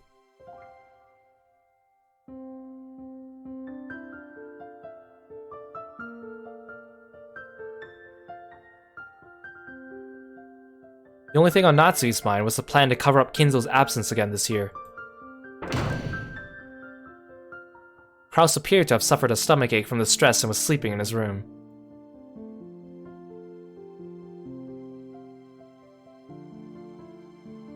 Jessica and Kumasawa had left in a boat to go shopping and greet the incoming relatives on Nijima. The servants had been busy since the early morning preparing for the family conference, the greatest event of the year. Shannon and Cannon were rushing to get the guest house ready. If the relatives are going to stay the night, shouldn't the guest rooms in the mansion be more than enough? Good point. It's a pain to clean up this place too, after all. Even so, I like cleaning the guest house. Yeah, it's nice and quiet without Madam and all the annoying servants. Shannon smiled wryly as she performed a detailed examination of the guest room. Did we forget to clean anything? Do we need to restock anything? She diligently gave the room one final check over. You checked everything thoroughly last time too, didn't you? You really are dedicated. It's days like this you tend to get pranked if you're careless.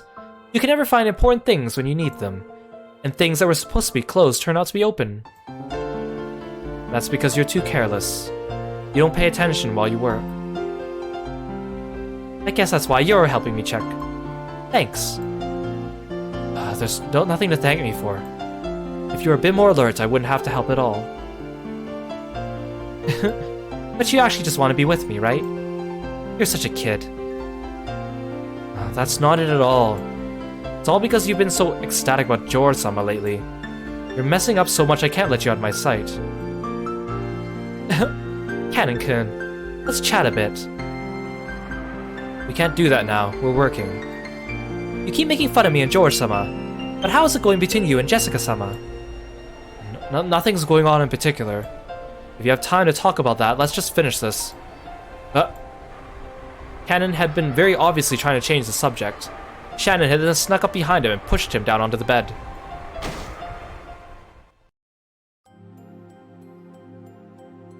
So why did you turn down Milady when she asked you to go with her to welcome the relatives? Because I have work to do. Liar. You don't actually have any work at all. Shannon and Canon had switched roles. Normally Canon was the one in control, but when it came to romance it was the opposite. As Shannon had said, Jessica and Canon were supposed to have been the ones to go greet the relatives at the harbor on Nijima. However, Canon had suddenly claimed he had work to do, so Kumasawa had gone instead. Canon didn't have any work to do. Shannon knew this. Milady told me, despite what happened after the cultural festival, she really does like you, Canon-kun. Even though I'm furniture. That's right, and I'm furniture too. But despite that, you're in love with a human, even though you can't do that. You think so? Maybe we're furniture. Just because we take that for granted. I don't have any special feelings for Milady Jessica. I only think of her as the daughter of the family we serve. Really? Really. What? You know, there's a chance that George-sama will propose to me tonight. Huh? Shannon wore an incredibly peaceful smile on her face, but Canon could tell there was no way she'd let him change the subject. Canon realized that she must have made him help out here in the guest house in order to talk to him about this, and he clicked his tongue softly. You really think you can marry a human, even though you're furniture? I think I can. It won't work. Why not? That dream future that George-sama has imagined for you two is something you can never give him. Well, we aren't humans. We're furniture, inferior to them. George-sama only thinks you're human. Well, that is true, but I'm impressed you've managed to keep him fooled this long. Do you really think you can keep tricking him like that forever? Even though you still haven't been able to tell him that you're furniture. Being furniture or being human has nothing to do with this. I believe that George-sama will accept everything about me. And yet you don't have the courage to check and make sure. You know what? I think I'll accept his proposal. As Shannon looked up at the ceiling, she spoke of the imagined future that she and George would create.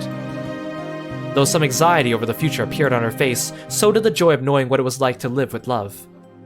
As Canon watched this vivid dream he was being shown, he knew that none of his words would reach Shannon anymore.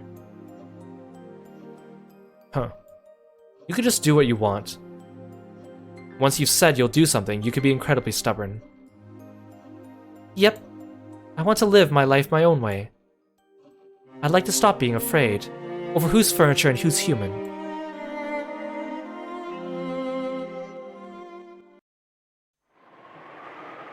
Canon walked over to the window silently.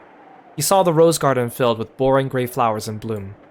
He realized that Shannon was acting above her place, and he knew that her tale had no chance of a happy ending.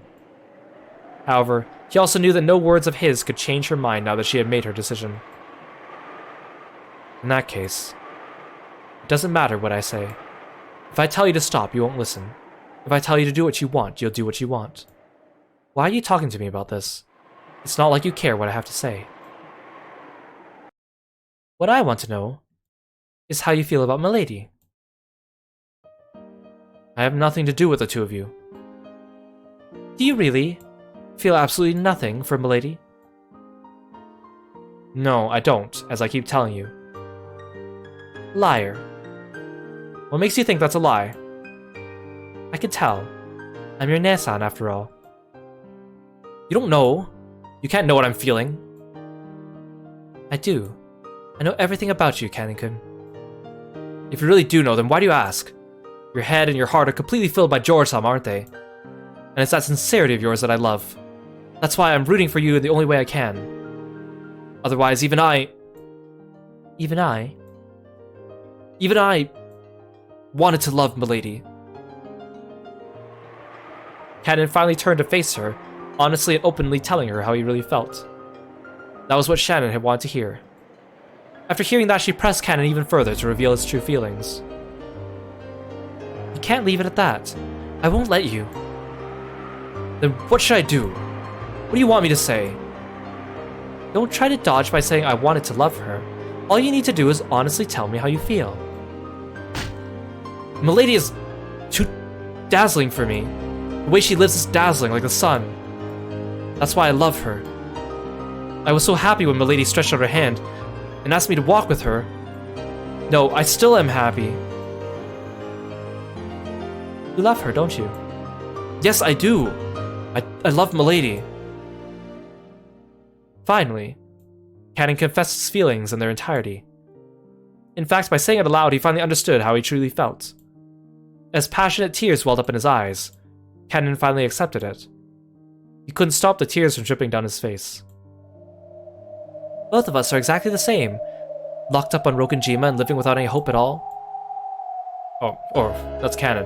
Both of us are exactly the same, locked up on Rokenjima and living without any hope at all. And yet Milady was able to light her own path and create her own fate. She was so dazzling that I envied her. I felt as though if I could be with her, I could find my true self, instead of being the pitiful person I am now. When you turned down Milady's confession, were you sad? I was! I never realized that a lie you made to yourself could be so sad, so painful, so excruciating. And I couldn't forgive myself for hurting Milady with that lie. I believed that I didn't have what it takes to ever fall in love again. But that wasn't true. Do you know what's needed to fall in love? It's something you can't get from anyone but yourself. Being furniture or not has nothing to do with it. If you decide for yourself that it won't work out, then it won't. You mustn't leap to such rigid conclusions. That's why I, overambitious furniture that I am, gave myself what's needed to fall in love. So you have it too, Kanin-kun. You mean I have what it takes to fall in love? Yes. If you won't give it to yourself, I'll give it to you. Thank you. I feel as though I could finally see the sea. I'm certain of it. George-sama will propose to me tonight. When he does, I will accept. I intend to leave this island and start a new life in our new world. If that's the path you've chosen, then I have no say in the matter. I'll leave this island, and after that, I'll never return again. I'll have to say farewell to you too, Kanin-kun. You're right. We won't see each other again, will we? If you do love Milady from the bottom of your heart, and if your feelings are at least as strong as my feelings for George-san, then you and I will have to settle whose feelings are really stronger. Ne-san. This way is best for both of us. Don't give up on your feelings for my sake. Even though my selfishness might keep you from your happiness. I realize that same thing about myself. I know that my happiness will bring you pain. We have no choice but to hurt each other. As she said this, Shannon turned her back to Kanin. As Kanin watched Shannon from behind, he was struck by her strength, and the love she still felt for him despite everything. Ne-san, living with you made me happy. Me too. I wouldn't have lasted this long without you. And that's why I was able to meet George-san. Yeah, and I wouldn't have realized how dazzling Milady is if it weren't for you. I won't abandon the way I feel. I'll focus on that feeling alone, ignoring everything, and I won't look away when I trample over your heart. Me too. I won't use you as an excuse to hide the way I really feel. Whether my love bears fruit, or yours does, We'll both support the victor. Yes. I promise. And if I win, I will love Milady and treasure you. Thank you. But if I win, I'll forget you and this island and leave this place forever. Yes. Whichever one of us wins, that person will pursue their love with all they've got. Even if they know that love will be unrequited. Yes. After all, by now, we are not furniture.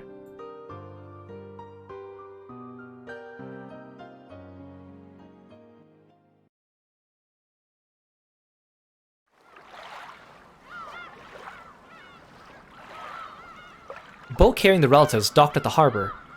They left the boat one by one, making fun of Badler. Goda wasn't the only one to greet them. Kanon was there too. It has been quite some time, everyone. Allow me to welcome you to Rokonjima. I hope your long journey went smoothly. Welcome to Rokonjima. Ah, good. Goda complimented Kanon in a whisper. Kanon ignored this, looking just a little sour, and continued to greet the incoming relatives. Hey, Kuwagos, welcome to the stream! Thank you so much for popping by today. Hope you're having a great weekend so far. I appreciate you being here. This is your first time meeting Goda-san and Kanon-kun, isn't it, Badler-kun? It's my first time meeting Badler too. Goda-san's a great chef. He's the only reason anyone ever want to come to this island. I am most honored. Badler-sama, I do hope you look forward to your meals during your stay. I can't wait. I'm counting on you. Long time no see, Kanon-kun. You seem to be in high spirits today. That's great. You think so? Oh yes, your face is looking brighter today. Maybe it's your complexion, or maybe it's that gaze looks a little bit more gallant. Ah, it must be a growing phase. That's how a boy becomes a man. You usually look as though you're about to pass out from anemia. You're a bit different today. And you've got some spunk. A boy can change a lot in just 3 days. I guess this means even Kanon's getting a bit more manly. We aren't making fun of you, okay? We're all complimenting you. Kanon had sworn to start changing the way he lived bit by bit. However, he had only meant to change within himself, and had expected it would show on the outside. He was a bit shocked to hear that his expression had changed so much. The people had apparently noticed as soon as he opened his mouth. Yeah, things have been going good. I hope you've been doing well too. No, maybe the real surprise was that his normal expression must have looked so incredibly sullen in comparison. Goda led the way up to the guest house. Kanon brought up the rear, helping him to carry some of Kumasawa's shopping. Does my face really look that bright today? Oh, it looks that way to me as well. Did something good happen? Even Kumasawa was saying it. Kanon, unable to see what his own face looked like, hung his head in embarrassment.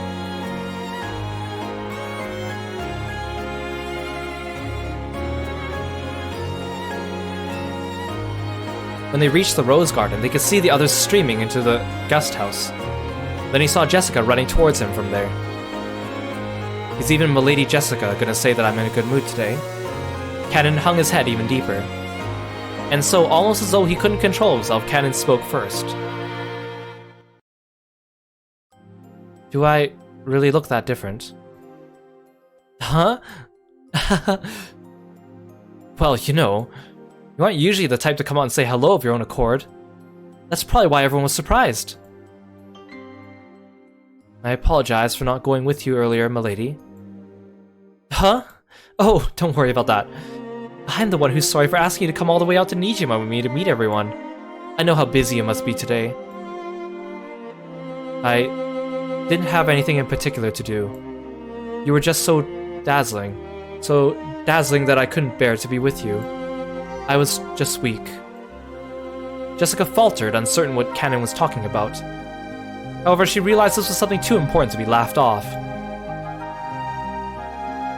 Did something happen, Kanon-kun? Shannon says she's going to get married. I see. So George Nissan's going to propose this time after all. Jessica thought Cannon was sad because Shannon would be leaving, but this new mental state had caused a change in his behavior, as Cannon realized that Jessica was probably thinking this. So he spoke to her clearly and honestly, because he wanted her to know. I decided that I would stop working here if Nissan ever quit. I know. So, are you going to quit too, Cannon-kun? I'm not sure anymore. I feel that if I quit, I might lose sight again of something you revealed to me, shining like the sun. Jessica could only stare blankly, unable to understand what he was saying. However, she did realize he was trying to tell her something important, and so she was able to accept that his next words were neither a lie nor a joke. Milady Jessica, I love you. I love you too. You live your life like the sun, and I want to try walking that path alongside you.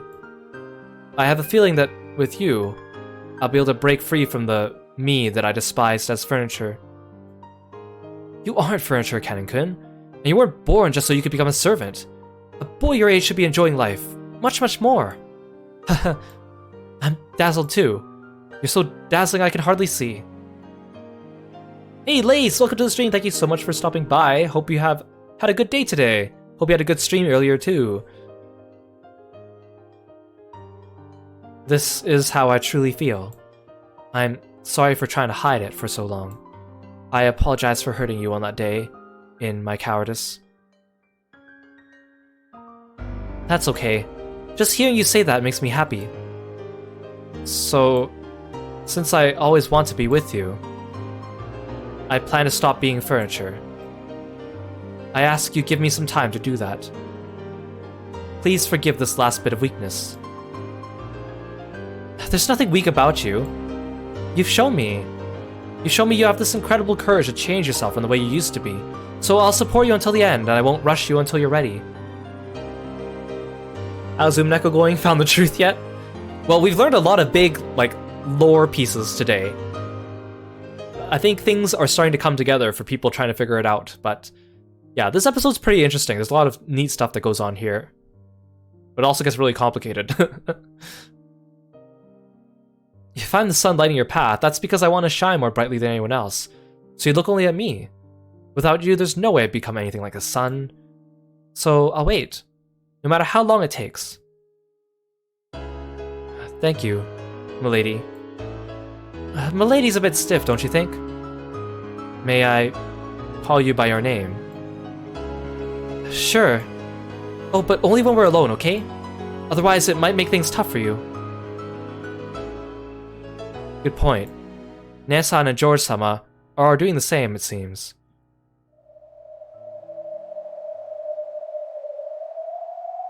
If Shannon hadn't been about to get engaged, you wouldn't have said what you just said right now, right? Cannon hung his head at a loss for words for some time, but it was true. If Shannon hadn't told him about the engagement, he probably wouldn't have been having this conversation at this moment. Yes. Because of that, I was able to think long and hard. Oh, come on. You heard about Shannon, you want to see what love felt like yourself, right? Yes. That's a pretty straight answer. Well, when I watched those two, I was pretty jealous myself. You read Umineko's manga a long time ago and you got really into it? Oh, good, good, good. Yeah, the manga's pretty good at capturing the essence of the visual novel. Much better than the anime, at least. Yeah, it gets really weird and interesting towards the end. In truth, it wasn't quite like that for either of them. They've been shown the courage you need to speak up and tell the one you love how you feel. That's what pushed both Cannon and Jessica forward. So, what should I call you? Jessica works fine. Just saying it like that would be a bit embarrassing. Then you can use San, at least, at first. Why not try it out? Come on. Jessica-san. Good. That'll do for now. And I'd like to call you by your name, Cannon-kun. You have a real name, besides Cannon, don't you? I'll bet it has a character on in it like Cannon does. What could it be? Or Ka. The character Ka in it, like Canon does. What could it be? My name is Yoshia. Oh, how's it written? Jessica tried tracing out various characters on the palm of her hand. Then Canon used his own finger to write out his name on her hand. You write it like this. So you're Yoshia-kun. Yeah, that's a great name. Totally better than my weird name. That's not true. Milady Jessica has a wonderful name. Hey, say it again. Huh? Milady Jessica has... one more time. Milady Jessica has a one... something wrong. No big deal. Thanks, Yoshia-kun. The red flowers of the rose garden seemed to celebrate the two lovers whose feelings had finally connected. The scene was watched by one, not human, who gazed out quietly from beneath the rose garden arbor.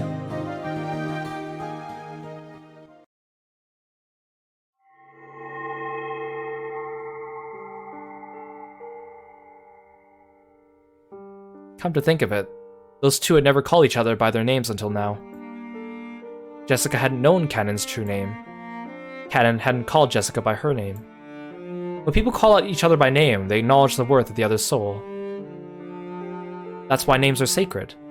When you've been given permission to say someone's name, it means they've acknowledged your soul. Is that why... Father wants me to call him by his name? No. That's probably wrong. When Father sees me, it reminds him of that other me, the past me, and I'm sure that me called Father by name. However, that probably doesn't mean Father would be happy to hear me call him by his name. After all, I am me, not the Beatrice Father knows well. What can I do to help Father? How can I be useful to him? After all, that's the only reason I was born. Hanging her head, Beatrice sat all alone in the Golden Lands arbor next to the rose garden. And she was watched by the Witch of Theater Going and her Miko as they sat across from each other.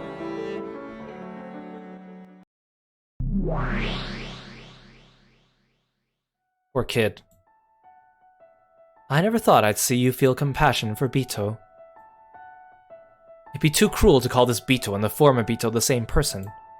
They're completely different people.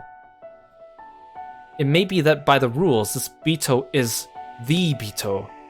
However, saying that would be horribly unfair to her. Badler must be very depressed to have things end up this way after reviving his former rival. I sort of get Oni-chan's despair, but I can understand how this kid feels too. No person can become a replacement for another, not even a past version of that same person. Compared to the young boy and girl who have found new versions of themselves by calling each other by their true names, this witch looked very feeble. The witch knew that she was an illusion created in the image of the person she once was. And she also knew it would only hurt Badler if she were to try to pretend to be that person. And despite all of that, this Bito wants to be useful to Badler. How admirable. Is that the purpose for the witch known as Beatrice? That is what she claims. She says she was created to be of service to Badler. So, a Bito who's born for Oni-chan's sake eventually commits a serial murder, and drags Oni-chan into a bizarre game that she calls eternal torture. I don't get it. I believe you also understand that one can become a different person over 1,000 years. At the very least, Beatrice was once a pure creature who was born for Badler's sake. It's also very clear that in her current feeble state, she doesn't possess any of the courage or motivation needed to bring about some fearsome serial murders. That means the sinister witch we all know must have changed during the 1,000 years since her birth. We keep getting this 1,000 years business, but I get the feeling those words are just a metaphor for a really long time in the world of witches. As you get closer to the world of gods, the concept of time becomes increasingly vague. 6 years can become 1,000, and 1,000 years can be nothing more than a quick nap. One can fit an eternity long enough to be deserving of the title 100-year-old witch in a mere 2 weeks. In other words, The pure Bito transformed into the cruel Bito. During the 6 years, it could be called 1,000. So does that mean something bad happened during those 6 years that made her hate Oni-chan? That doesn't make sense. During those 6 years, Oni-chan not only stayed away from Rokujima, he even stopped using the Ushimiya name. He had nothing to do with that change. Her hatred has got to be totally misguided.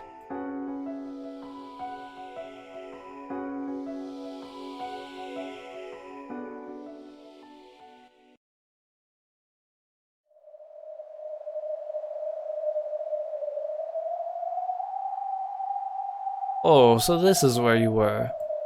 Shall I make you some black tea? Kumasawa-san, there's something I'd like to know. Oh ho ho, very well. What is it? My name is Beatrice. Isn't it? Yes, that is correct. You are Beatrice-sama, milady.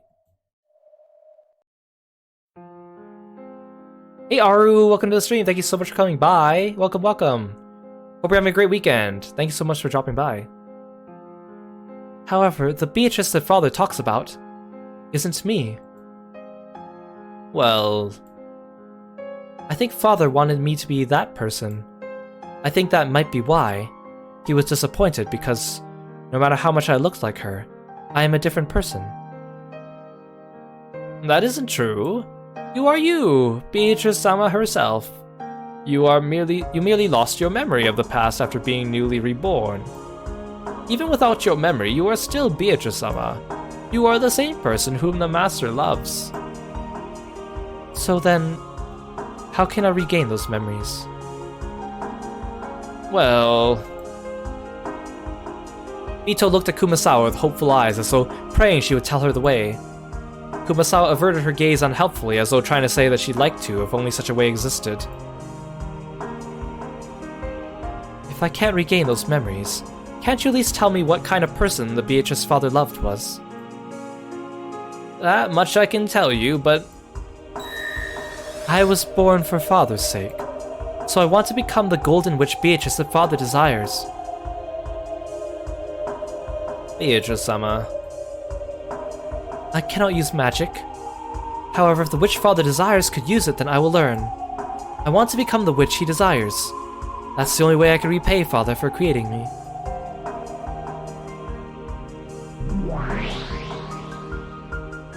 That's admirable. Without the 1,000 years gone wrong, she really is an incredible kid. A chick of a witch. Very interesting. I've taken a liking to her, Ange. I shall allow this chick to make use of my library. Let us open the door that leads back to the world of witches. So you're going to make her read aloud the stories about her previous self? Yes, I want to know too. The creation story of the Golden Witch Beatrice.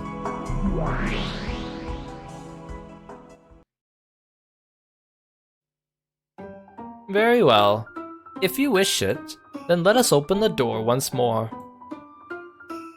Kumasawa-san.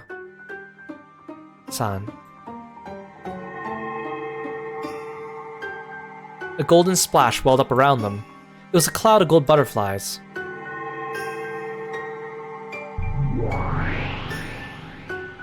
With a flash of gold, the form of the old lady transformed to that of a witch in a dress. You must choose the path you are to walk down. Let us call it a path of roses. The beautifully blooming roses may encourage you, and the thorns may torment you. But even so, it is a path you've walked down before. You may pass through the same 1,000 years. You may pass through a different 1,000 years. If you wish, you may even return back the way you came. I'll move forward. I don't want to spend 1,000 years in this garden drinking tea. I, Beatrice, was born for Father's sake, so I want to live for Father's sake. Please tell me about the Golden Witch. The Great Witch spread her arms, communicating the other's unbending determination to the brilliant heavens. At that moment, a brilliant light covered the two of them, and before they knew it, they were in a strange study.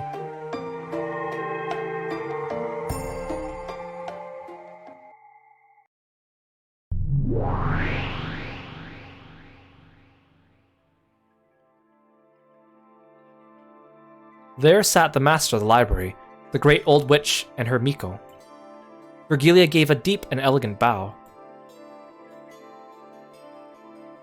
It is the greatest of honors to be in your presence, Lady Featherine Augustus Aurora, the majestic witch of theater-going, drama, and spectating. Raise your head, child of man. I shall give that child the privilege of using my library however she likes for a time. Ange, my Miko, you will see to her deeds. Sure, as you wish, my master. You know, you could just say, let me read your story. Miko of the Witch of Theater-going, I leave Beatrice in your care. Pleased to meet you. The Beatrice you've trying to become was suffering from something in her own way. At the very least, you've been released from that for the time being. Will you really go on a journey to regain those shackles? Yes, I want to become the Golden Witch. That is the reason I was born. I, the endless and finite witch, Publius Virgilia Maro, ask you make her journey through purgatory a pleasant one, granting her your protection. Huh? Let it be known that as the Miko of the Witch of Theater-going, and as the Endless Witch and Apprentice Witch of Resurrection, I, Ange Beatrice, do humbly accede to your request or whatever. Featherine snorted. So, you also bear the name of Beatrice? That's right. I know a lot about you. Please teach me. What kind of person was I? Sure. And I want you to teach me. Why did you become the person you were?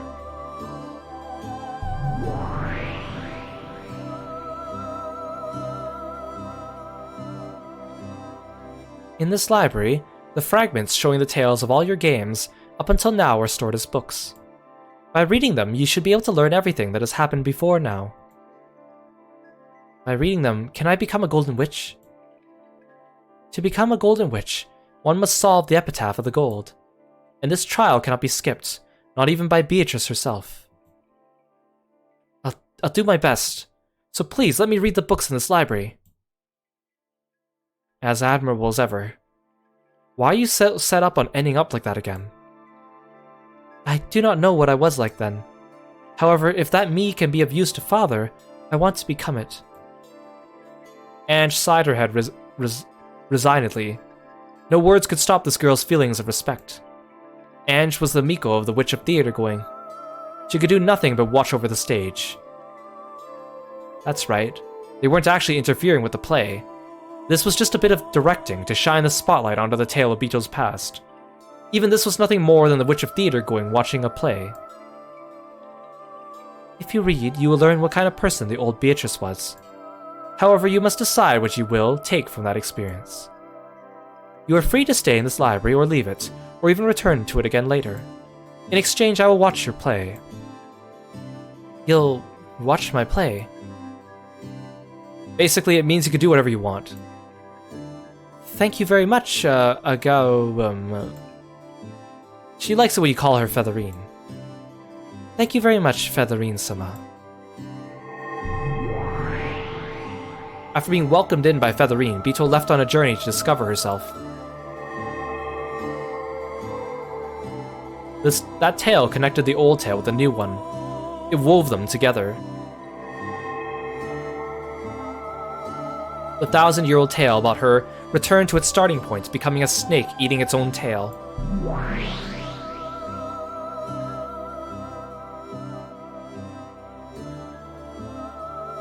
The ring of that snake began slowly, bit by bit, to turn into the shape of a small island floating on the sea. And that was Rokenjima. The 1,000 years of the witch born on this island were tied to the island. Was it 1,000 years, or just 6? Or did this tale even start further back into the past? Beatrice went out on a journey to find herself.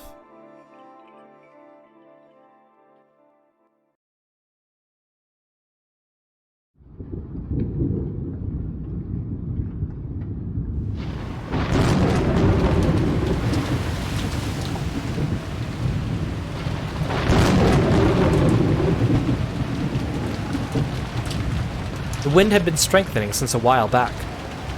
The breaking waves had grown fierce, the ferry boats probably wouldn't be coming for a while now. The crashing thunder told that the island had been sealed off from the outside world. A thick rain poured down, mocking the fools outdoors who had rushed pathetically to find shelter. No longer would anyone be able to leave this island, and no longer would anyone be able to reach this island. No one, unless blessed with a miracle. There was another flash of lightning. The retinas of all who saw were filled with white.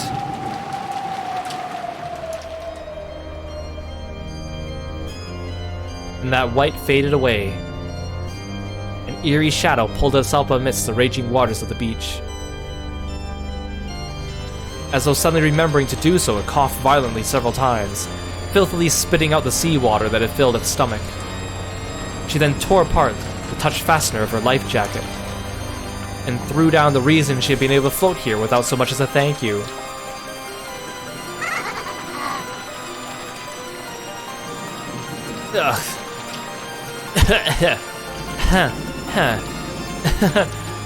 Welcomed in by a storm, same as always. Very good.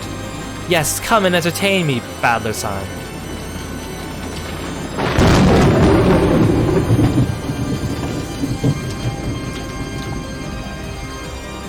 I love how they make Erica's entrance seem like she's some kind of evil monster, because she is, but the imagery is just her, a little girl washing up on the shore of the island.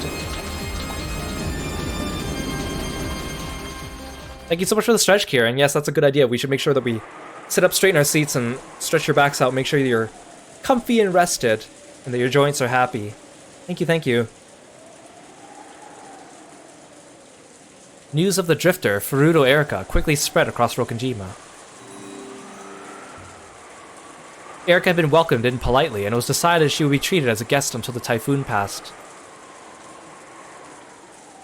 In the dining hall, Goda's wonderful dinner had ended, and everyone was relaxing and enjoying some after-dinner coffee and cheese.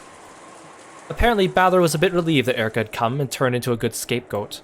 It drove away some of the attention he'd been getting piled on him for finally coming back after 6 years. In fact, she turned out to be very talkative. When the conversation turned to a sophisticated discussion of the mystery genre, even the adults were drawn in. She was apparently so well versed that even Nanjo, who had a vast knowledge of the subject, was impressed. Good point.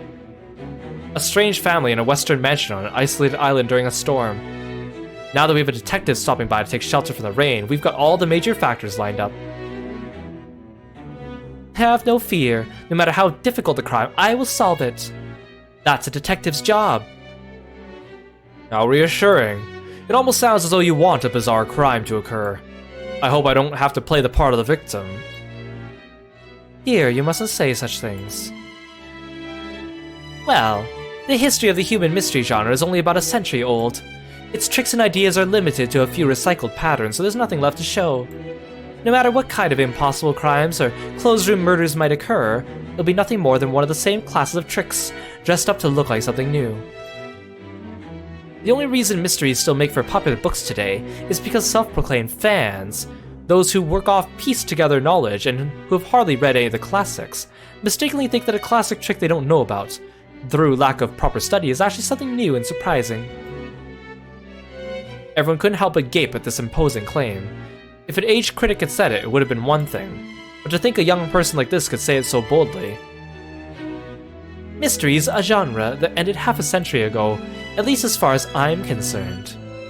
However, thanks to countless ignorant fools, I get to play my part as a detective. By that argument, would it mean that romance was perfected back in Shakespeare time, so everything after isn't worth reading? Exactly. So if you just read Romeo and Juliet, it's the same as having understood all of romance. That's ridiculous. It's not like there's any need to read more books than everyone else just for its own sake, but on the other hand, you can't be satisfied with just a few stories like that. Sticking to classics of the past and never reading anything new is a sign of excessive nostalgia, don't you think?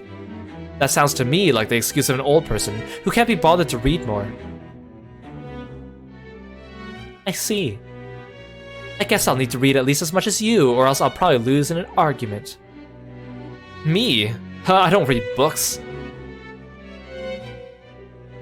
Adler chuckled, but Erika knew from the previous game that Battler was actually quite an avid reader, so his words felt more of a challenge. If you're so confident in your reasoning abilities, you must be really good at quizzes and puzzles, right? Oh right, Maria, didn't you bring a quiz book or something? Brought it. Realizing that Erika's arrogant statement had made the atmosphere a little more tense, George smoothly changed the subject. By now, it was more than clear she wasn't the cute guest she had appeared to be. Maria pulled a book out of her bag that had quizzes and puzzles written on it, and started reading them to everyone. It looked like it might turn into a peaceful quiz party. But of course, that isn't what happened. As a credit to all her big talk, Erika managed an impressive ratio of correct and immediate answers. She took complete control, and her bragging began to escalate more and more. George slightly regretted the choice he'd made when changing the subject.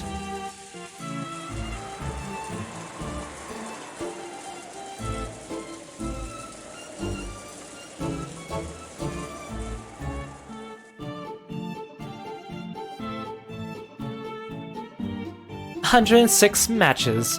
No need to even write a tournament chart for it." The question, how many matches you would need for a tournament with 107 teams, was answered instantly by Erika. "This is less of a puzzle than it is a test of knowledge. There's a formula which shows the number of matches is always the number of teams minus 1. Well, if you just look at the examples showing 3 matches for 4 teams and 7 matches for 8 teams, it should be easy to figure out the pattern." Erika, that's awesome. Erika One-chan, right? Say it. Erika One-chan, that's awesome. Really impressive. So you don't call yourself a detective for nothing. I couldn't very well act the part of detective if I was incapable of handling puzzles of this sort. Incredible. I'm sure you'll be able to become a real detective in the future. Well, I'm pretty sure I already am one. The cousins all thought about the answers to the questions, but Erika always answered first. Rosa thought it was a bit rude for Erika to say the answers out loud while people were still thinking, instead of keeping them to herself, but since Erika was a guest, she decided against mentioning it. In truth, Erika was perfectly aware of this when she answered the questions instantly. Each time she would grin broadly as though saying, "You all still haven't solved such an easy problem." A great detective like you shouldn't really need to take these too seriously, right? Good point. Even though these are just childish questions, I was getting a bit too serious. I'll take more care, so let's have the next question, please. Alright, I won't lose this time. Maria, next question. You have 1 large piece of cheese. A single slice with a knife can split it into 2 parts. So, what is the lowest number of slices you can make to cut it into 8 parts?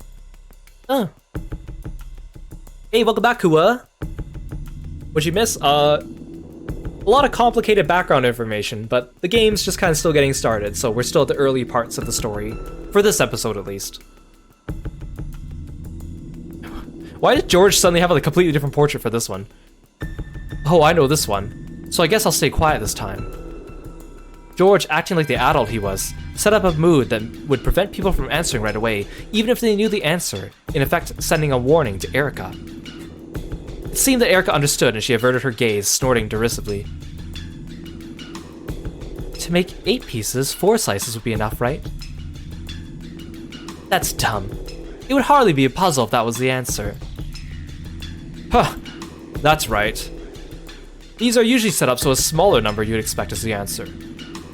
But still, how exactly could it be done? Oh, got it. You can only do this because it's cheese. True. If you tried to do it with a birthday cake, there'd be a huge fight. That's right. You might be able to do this with cheese, but you'd never cut a cake like this. Huh? All of you know the answer. Damn it, am I the only one who doesn't? Oh, I've got it. Yeah, you gotta think 3-dimensionally. Wait, even Jessica... I don't get it, what should I do?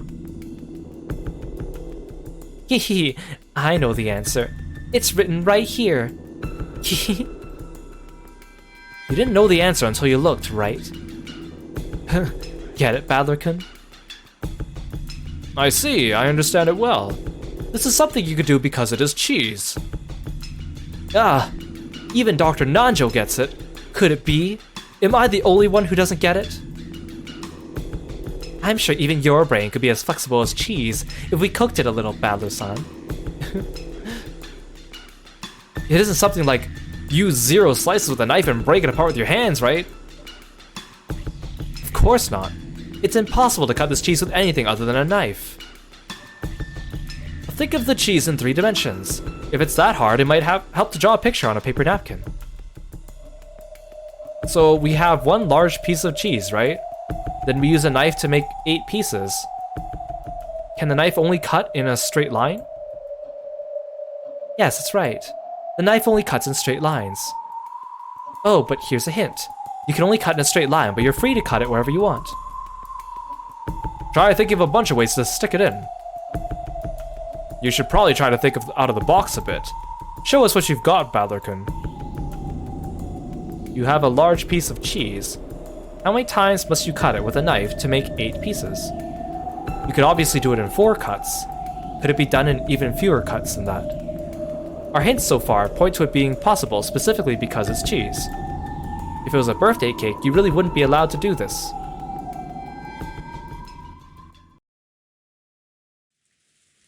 Cheese. Cheese. Something you do because it's cheese. Oh! Oh! I've got it! I've got it! I was totally tricked. This is something you could think of if your mind's all stiff and rigid. Seems like you finally hit on it. Hopefully it actually is the right answer. It's impossible to cut the cheese with anything except a knife, right? The knife can only cut in a straight line, right? There aren't any other rules, right? Not really. Alright then, that's gotta be it. Ooh, that was a tough one. Almost like a riddle. You've gotta get beyond cutting straight down from the top all the time. You gotta make 2 cuts from the top to get 4 pieces. If you keep it up like that and cut across the side, splitting it into upper and lower halves, you get 4 times 2 equals 8 pieces. It's an answer you can't reach unless you think 3-dimensionally. In other words, the correct answer is 3.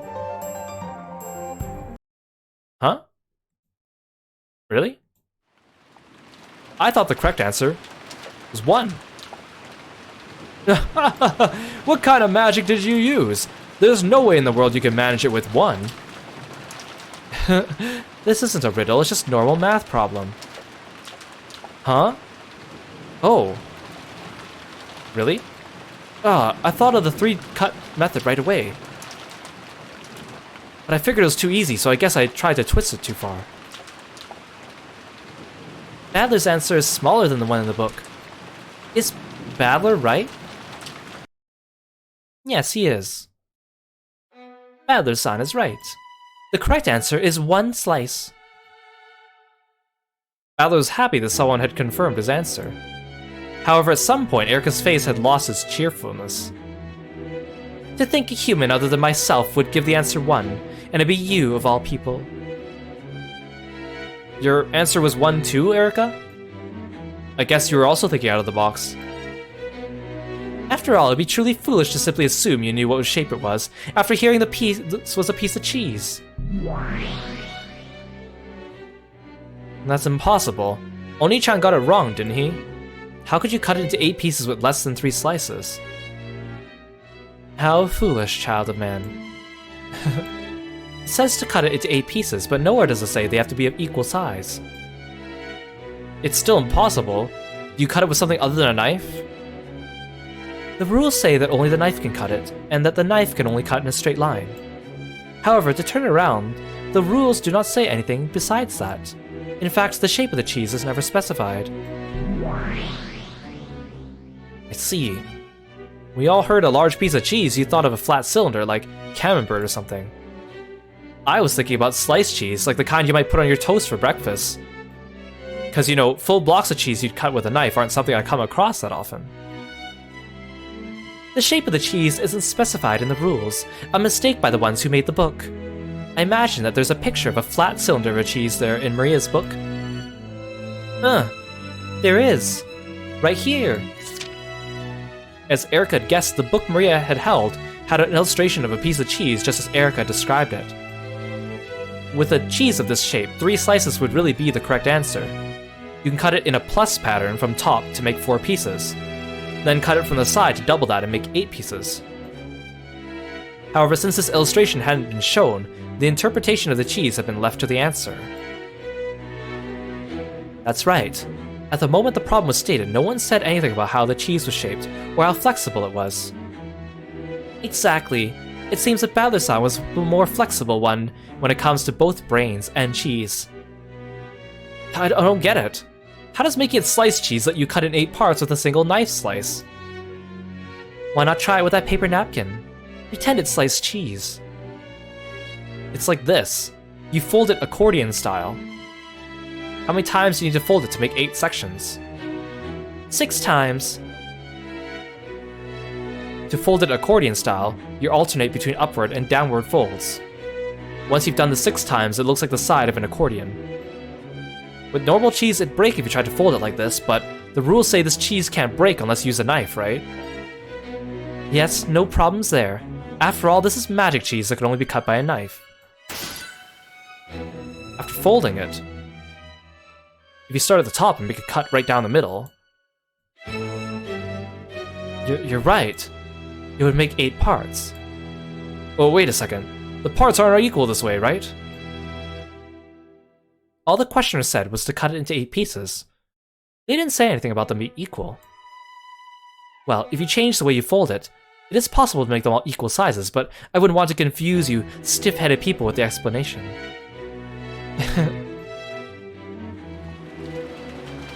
Oh. For a while, everyone was stunned. Badler had reached a far better answer than 3 by thinking of the problem as a riddle.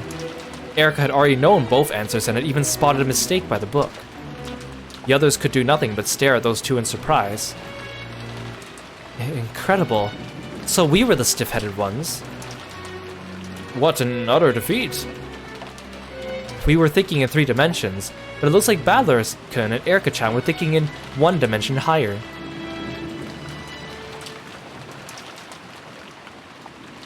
It seems the game of the witch has toughened you up quite a lot. Puzzles without specified rules, in other words, all things not covered by the red truth, are left to the observer's interpretation.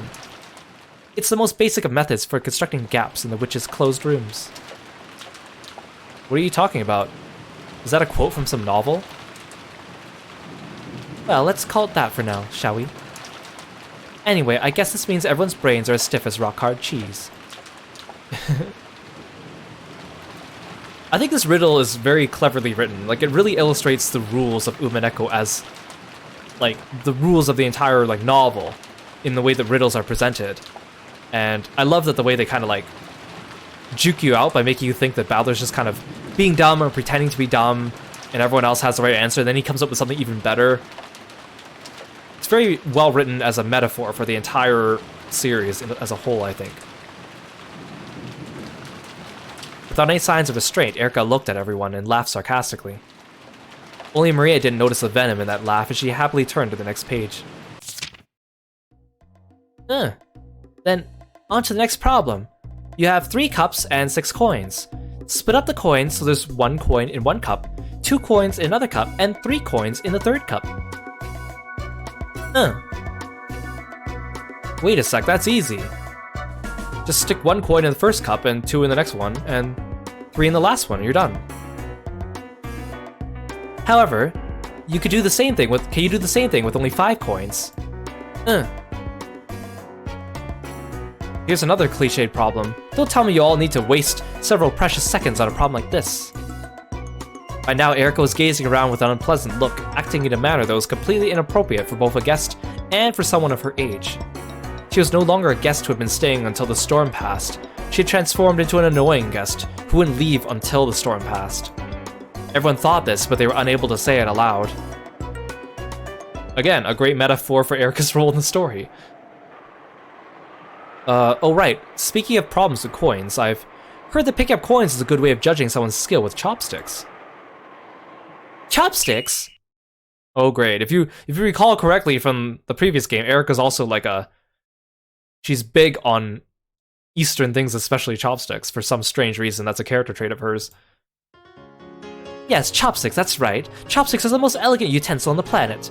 Poking things and chopping them up with forks and knives is so barbaric. Chopsticks are the best. For me, using chopsticks is truly an art. Jessica was about to say, aren't chopsticks just sticks, but stopped herself just in time. She realized it'd be best to let George take control for now. I have a coin here, so would you like to challenge me? I'm pretty good with chopsticks. That's right. We trained George very well with those. Indeed. Table manners are a window into one's upbringing, and Erika-san uses them quite well herself. I'll lend you some coins, too. It'll probably be more fun with more of them. Jessica, watch closely and learn. Damn it! Alright, let's go. Let's see who can move the most coins over to their plate. Bring it on! Chopsticks, chopsticks, haha! This time, George had steered the conversation into a good direction. Everyone else understood and they helped to egg on this chopstick fight and change the subject. They were fully aware by now that Erika was extremely proud of her intelligence, and apparently she had the bad habit of using that to look down on other people. She spun her chopsticks around with the deft hand of a juggler, staring at the coins scattered on the table like a dog who had been told to stay after having a meal placed in front of it.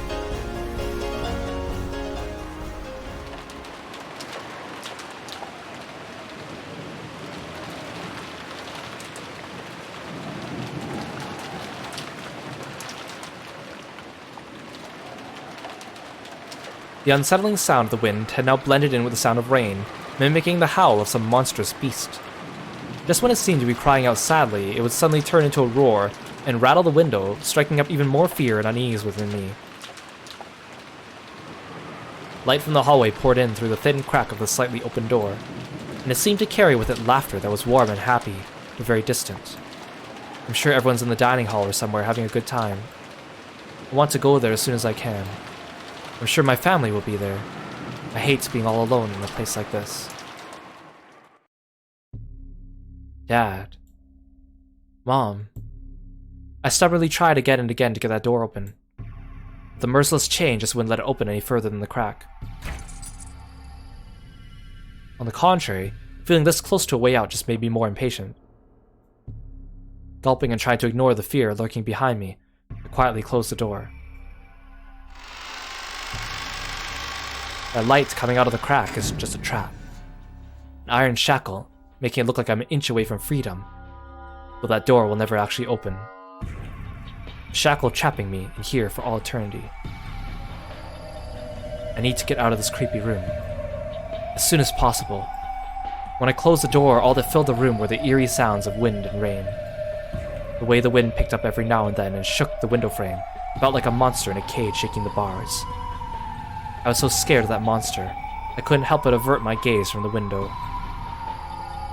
Gotta search. If I can't get out the door, I need to find another way out.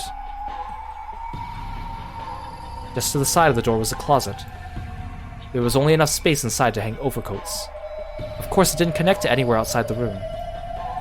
If this were hide and seek, it'd probably be fun to hide in there. However, inside this creepy room, it'd be no better than stepping into my own coffin. If I go in there, maybe I'll find myself trapped in the closet next. This fear I didn't understand sent a massive shiver up my spine, and I closed the closet door in a hurry. There's one door left. When I opened it, there was the bath and toilet. Of course, there was no exit. There weren't even any windows. If I turned the faucet, water would probably come out, then disappear down the drain and flow outside. But I couldn't get out that way. Unless I went into the bathtub, with the stopper pulled out of the drain and smashed my flesh and bones to bits. I had the feeling that this was the only way out, so the black stopper in the bathtub drain looked extremely terrifying. I tried a lot of things, both mentally and physically, but there really was no chance of me getting out through the bathroom. Next is the window. Beyond the window is a pitch-black darkness. The fierce winds and rain are slamming against the glass. The darkness on the other side of the window may have been unsettling, but I didn't really care where I went, as long as it got me out of this room. However, the window was clamped shut. Right down the middle of the window, which was made to swing open like a set of double doors, were several ugly metal clamps. It was even more unnerving than the chain on the door, like a rough operation scar on some bizarre monster. The wind and rain slammed against the window frame, shaking it and making it creak loudly. However, unlike the door, this wouldn't open even a crack. I've had enough. Give it a rest already. What the hell's going on with this room? I've had enough of this creepy room. Enough, enough, enough, enough! It's impossible to go outside except by the door and the windows, and compared to that thick door, the window looks like it might be possible to break. I'll smash it. If I swing a chair at it, the glass will probably break. I might even be able to smash the wooden grid that runs through these latticed windows. All I need to do is make a gap large enough to slip out of. I grabbed a fancy-looking antique chair and headed back to the window. Ugh! Smash it. Over and over. The glass smashed with a violent sound and the frame groaned and creaked. Smash it. Smash it. Over and over. If I could just break through the wooden grid. Damn it, what the hell? Even though the glass had been smashed apart, even though the cold rain that blew in tormented me, I just couldn't get that grid to break. They weren't iron bars. It was just a slender wooden mesh. Even though it's fragile enough to make that creaking sound, why doesn't it break? No, wait. Maybe it's almost broken. What if I try attacking it from a different angle instead of just smashing it head on? I stuck my left hand outside through the hole in the broken lattice window, grabbed the frame from the front with my right hand and tried to break it by shaking it from both sides. My left hand started to grow ice cold from the frigid winds and rain. When I shook it, fragments of glass sticking up from the broken frame poked into me, and my wrist was soon stained with blood. If I could just get out of here. This much pain is no big deal. But I can't get out. I'm stuck. It won't open. I can't break it. The more violently I shook the frame, the more the glass fragments tore into my left wrist, causing me intense pain. Wait, what's... Huh? Ow! Ow, ow! Before I realized that the glass fragments of the frame had extended outwards. It was as though an ugly beast was trying to chew my hand off with glass teeth. It didn't just feel as though they were growing outwards. They actually were getting longer before my very eyes. Oh, they're chewing my hand to bits! I tried desperately to pull my hand out, but it already dug deep into my wrist and I couldn't move it. I put all my strength into it, but just hurt more and more, and the glass didn't even budge. What the hell? Damn it, let go! Let go, let go! I hit the glass with my right fist over and over, but that just hurt my right fist and did nothing to release my other hand. Just then, my left hand, which was still exposed to the rain outside, brushed against something slimy. What? It couldn't have been a leaf blown about the winds, or anything like that. I mean, it felt just like the touch of someone's rain-soaked hand. Then it closed tightly around my left hand. When I felt the 5 fingers, I knew that some person out in the darkness was touching my left hand. And yes, I know who it is. It's the witch. The terrifying witch who rules over Rokenjima's night. The 2 hands soaked in the freezing rain gently caressed my left hand. However, though I could tell what was happening by touch, I couldn't see anything out there in the darkness. Then, it felt about my fingers and twisted my right finger upwards. Ow, ow, ow, ow! Is it gonna break? Ah!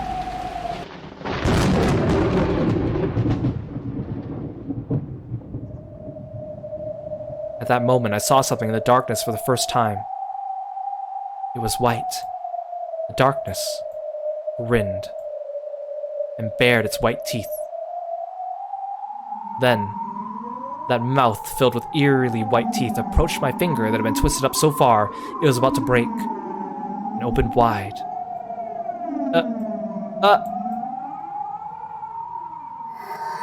It must have been laughing at me from the darkness. After all, that creepy mouth was twisting upward in a huge grin. I had a horrible idea of what it might be trying to do to my finger. A shiver ran up my spine. I resisted as much as I could, but the fangs of glass just wouldn't release my left hand. And then, it gently bit my finger.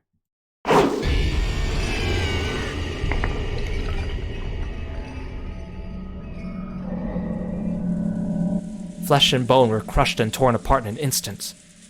Crunch, rip, tear, squelch, splat.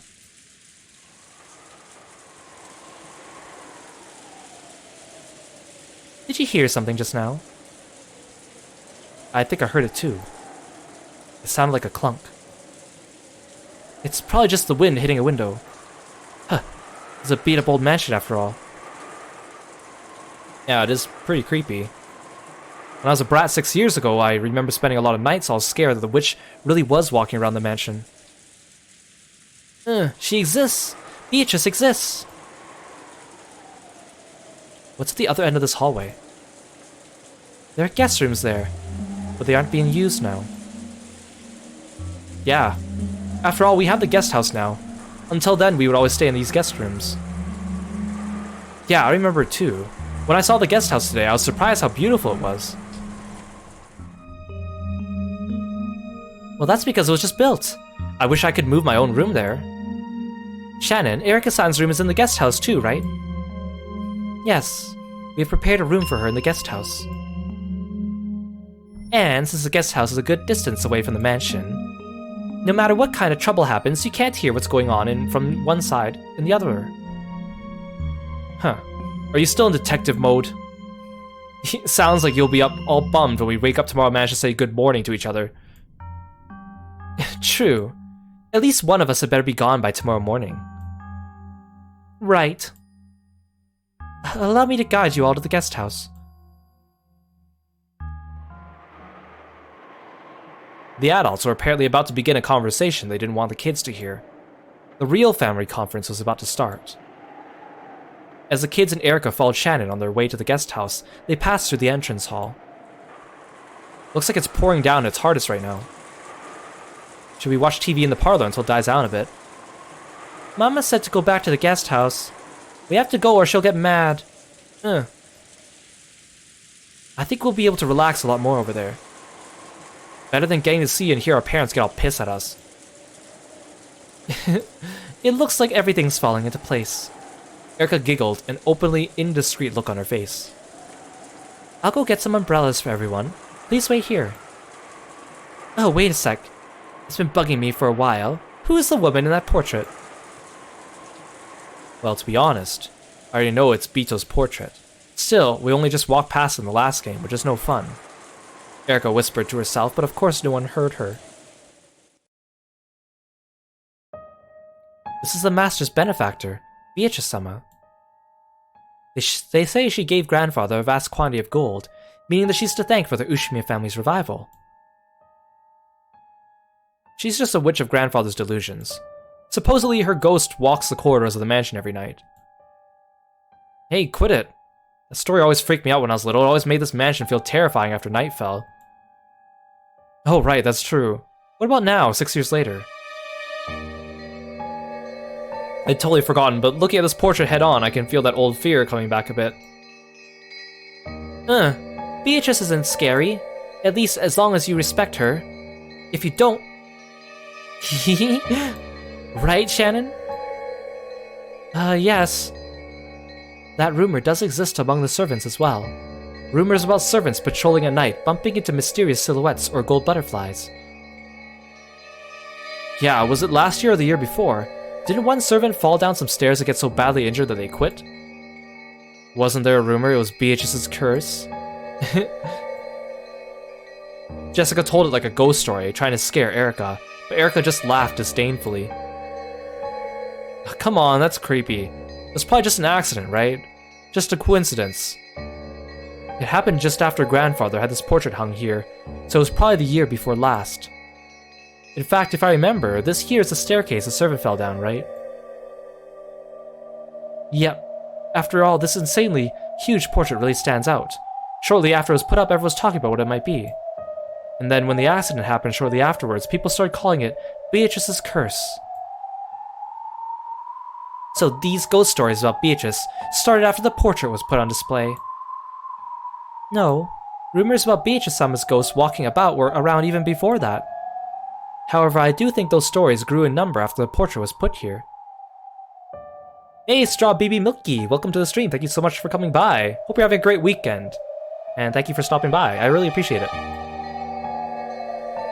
Before then, even though they had heard about the witch, Beatrice, they didn't have an actual distinct picture in their heads of what she'd be like. I imagined that this portrait made that picture distinct for them, just strengthening their rumors even more.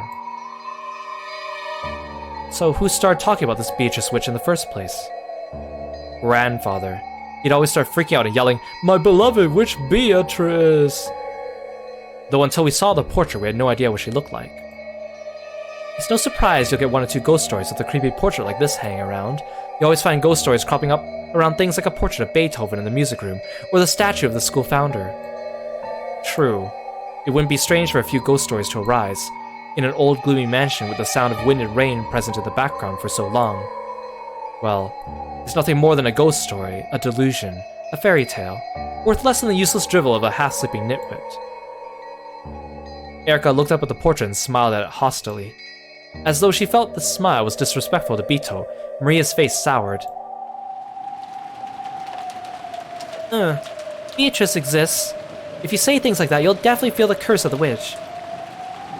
Oh, how frightening. Please curse me if you can, Beatrice. So if we find you mysteriously dead next morning, we'll know it's the curtain raising on the witch's murder case. But you're a detective, right? Wouldn't killing a detective off in the beginning be a bit too radical? Ah, that would be troubling. That would get in the way of the crime scene inspection. I see. After all, even the Nox rules don't prohibit the detective being killed. I have just what you need. It's a charm that'll protect you from Beatrice's curse. Charm? You have a charm for something like that? After fishing around in her bag, Maria pulled out a string of beads attached to a medal that has scorpion drawn on it. It looked like a cheap prize from an arcade or something. What are these? They're magic-repelling charms. Their effect is very weak, but if you use them, you'll definitely be able to avoid Beatrice's curse all night long. I've heard that spiderwebs are also useful for repelling magic. That's probably because Bito is the incarnation of a butterfly. Huh? Wasn't it the evil spirits of Akujigishima that were weak against that? Kumasawa-san knows a lot about that sort of thing. Witches and evil spirits? Huh, this is getting a bit interesting. Would you mind telling me about it in a bit more detail when we get to the guest house? Here are the umbrellas for everyone. It's still raining very hard outside, so please take care. Shannon handed out umbrellas that she had brought. Everyone headed towards the exit.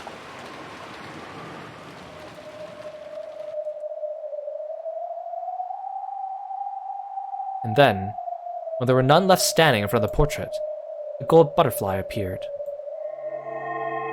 It expanded out into a golden splash, becoming a human form.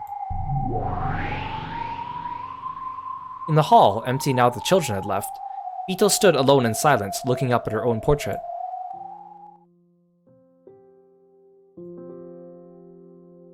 Without a doubt, the figure depicted there was like her as an image in a mirror. However, it felt as though its eyes and expression were just a little different from hers.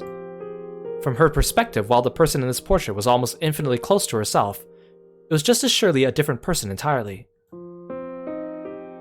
Who are you? Please tell me what kind of person you are. Bito had already finished reading the fragments from Featherine's library, which showed the tales of all the games so far. However, the witch called Beatrice who had been depicted in them had been so vastly different from her. At the very end, it had looked as though that witch and Battler had connected just a bit as rivals, but for the most part, Beatrice had just bullied and bullied Battler in nearly all the tales. Even though this was about her, she had no idea why Beatrice had tormented Battler so much, when she had supposedly been born for Battler's sake. All she had learned from Featherine's library was that the former Bito was a completely different person, who defied understanding. What happened to you? I am an egg of you. A chick. Your wings should have existed for father's sake. Just why did you have one of those torn off, and end up so drastically different? She had listened to the conversation Battler and the others had just before having. Beatrice couldn't handle scorpion charms. Beatrice can't deal with spiderwebs. She wouldn't have wanted to touch either of those by choice, but it wasn't as though anything terrible would happen if she did. Was being perfectly fine when around those, proof that she wasn't Beatrice. Even though this involved her own self, she didn't understand at all. So she quietly gazed into her own eyes on the portrait. It felt as though the truth hid behind those eyes. Ito slowly approached the portrait, and then she lightly touched it.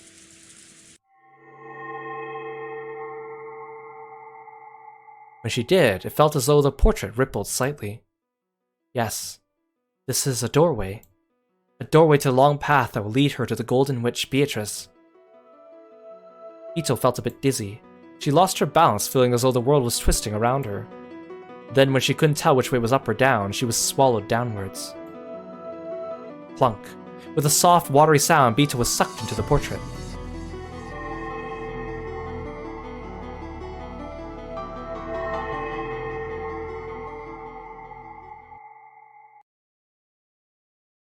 The world inside the portrait was pitch black. However, there was nothing unsettling about it. It was a comfortable darkness, like when you put your head under the covers in bed at night. Ito realized this was a world inside herself. So despite the darkness, she felt a warm embrace. As long as she asked for nothing, this world would ask nothing of her. But she couldn't remain like this. She didn't want to spend eternity inside the darkness of this world. Yes, I need to hatch out of my egg. This darkness is the shell surrounding the gold butterfly called Beatrice. I will be born for Father's sake. I will be born to live out Father's sake and to serve him. She took her goal and her reason for being born and put it in words. As if in response to those words, the seal on the shell began to melt away. Cracks appeared in the darkness, and a brilliant light enveloped the world.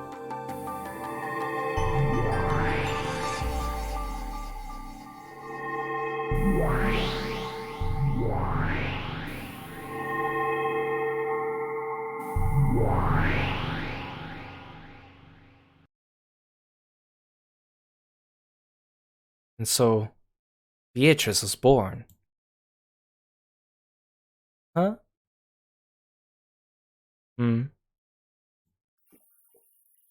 There I stood, along with another me. For a second I thought that the me in front of me was the real Beatrice, the one I wanted to be more like. However, she was looking back at me with the same bewildered eyes, so I realized that wasn't quite it. That's right. I wasn't the only one born from that egg. She was also born. Is she my twin?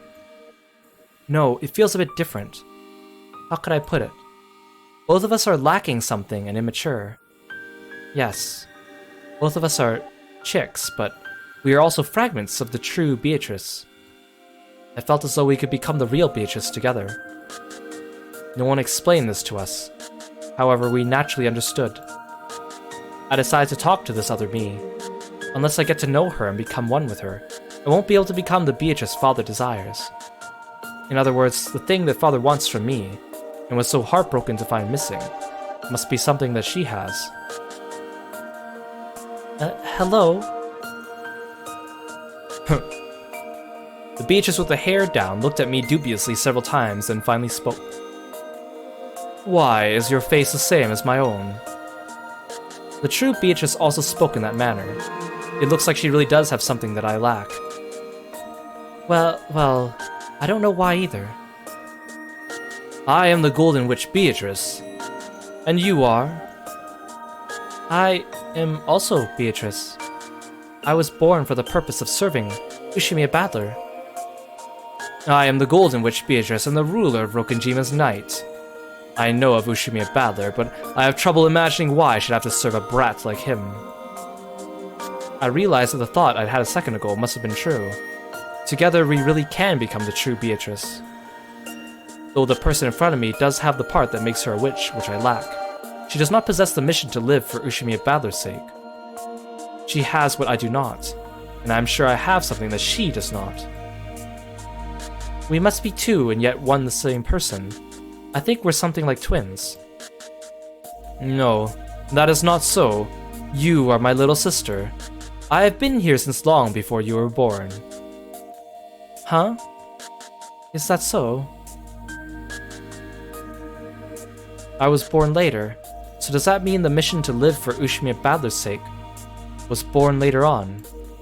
However, I don't think my whole existence is something quite as faint and intangible as a mission. I have enough of a personality to think and act as I am doing now.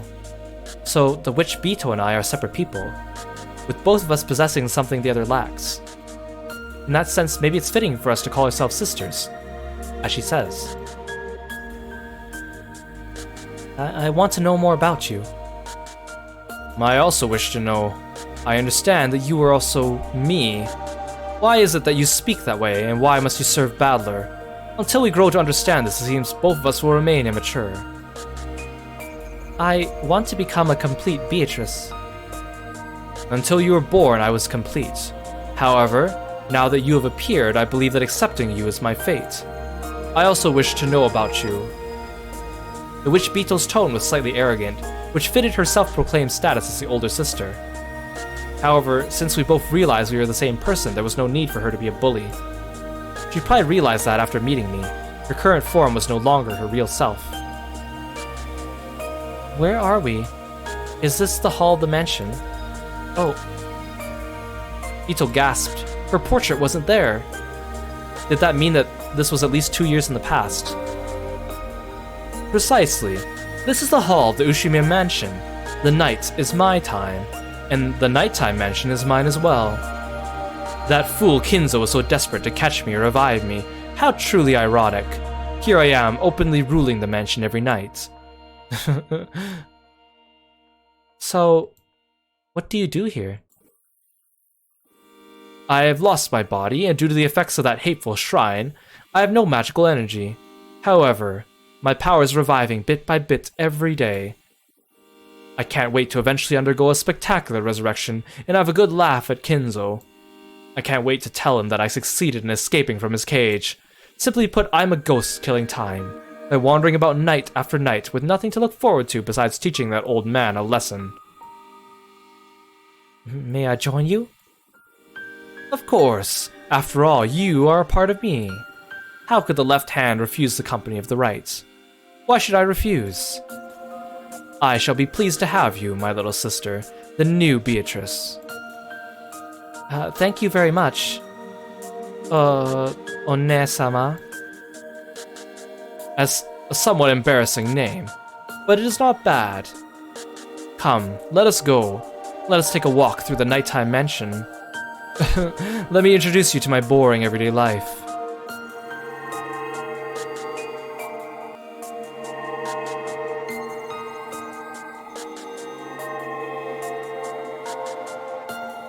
The two Beatrices changed their forms into gold butterflies, flitting silently into the depths of the shadowy mansion.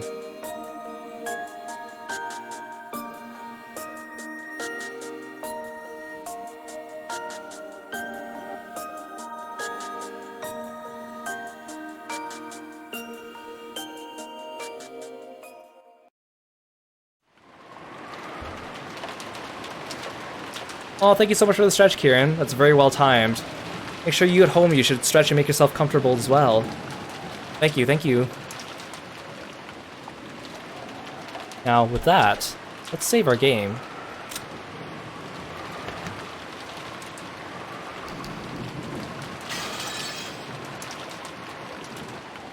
You wait until I finish the scenes to trigger it. Thank you, I appreciate that. So, this is a weird start to this first episode. Episode 6. There's so many subplots going on, I forgot about half of them. Like we have Ange reading to Toya, while she's also reading to Featherine in the meta world.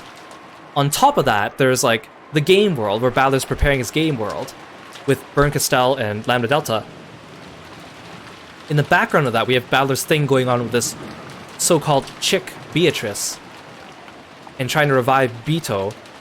And then you have that Beatrice trying to explore herself and meeting this other version of her.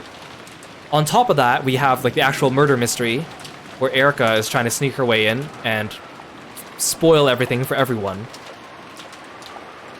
And then we still aren't that much closer to learning about the truth. Or are we? They've given us a lot of interesting tidbits and world building here, with like the forgeries and what makes Beatrice Beatrice. what exactly constitutes as a personality. We're talking more about the thing between Shannon and George and Cannon and Jessica. There's so many different like subplots going on here, but this episode is really important for bringing a lot of those together. So it might seem a little disjointed, but it'll be worth it.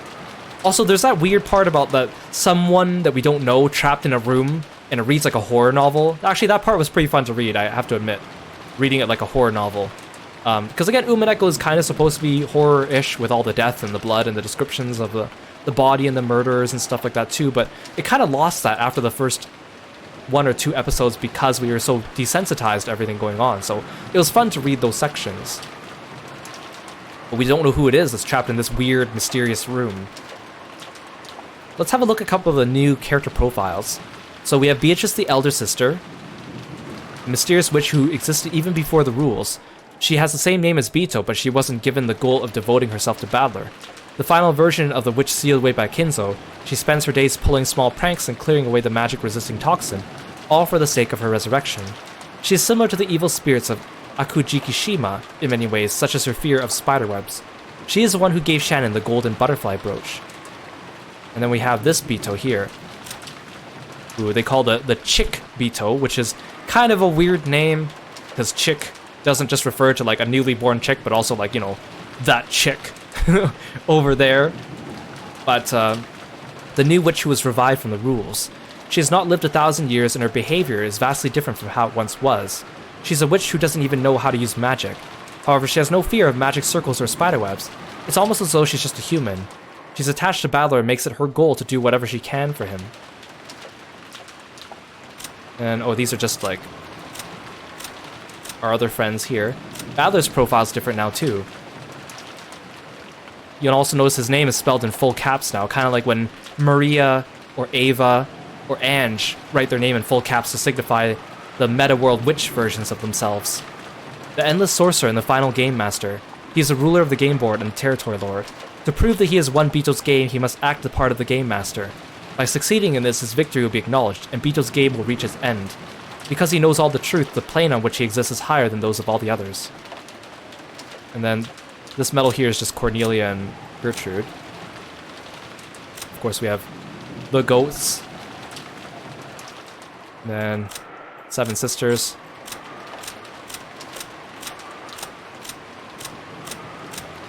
We have Erica, the Witch of Truth Provisional, is also the detective and the one who calls herself an intellectual rap artist. She participates in Battler's game as a player for the human side. She possesses several skills that qualify her to call herself a detective. These can be acknowledged by Bernkastel elevated to the level of Red Truth. Whether she wins or loses, this will be the last game, and there'll be no further use for her. And then, of course, we have Bernkastel and Lambda Delta. Yeah, Battler was the protagonist in the first 4 episodes. Things have kind of changed, especially after episode 5. So, where he stands now, kind of up for debate, I suppose. And then here we have the meta world. So here's Featherine. I always found her outfit a little silly looking, but it's supposed to be like based after like shrine priestesses and stuff.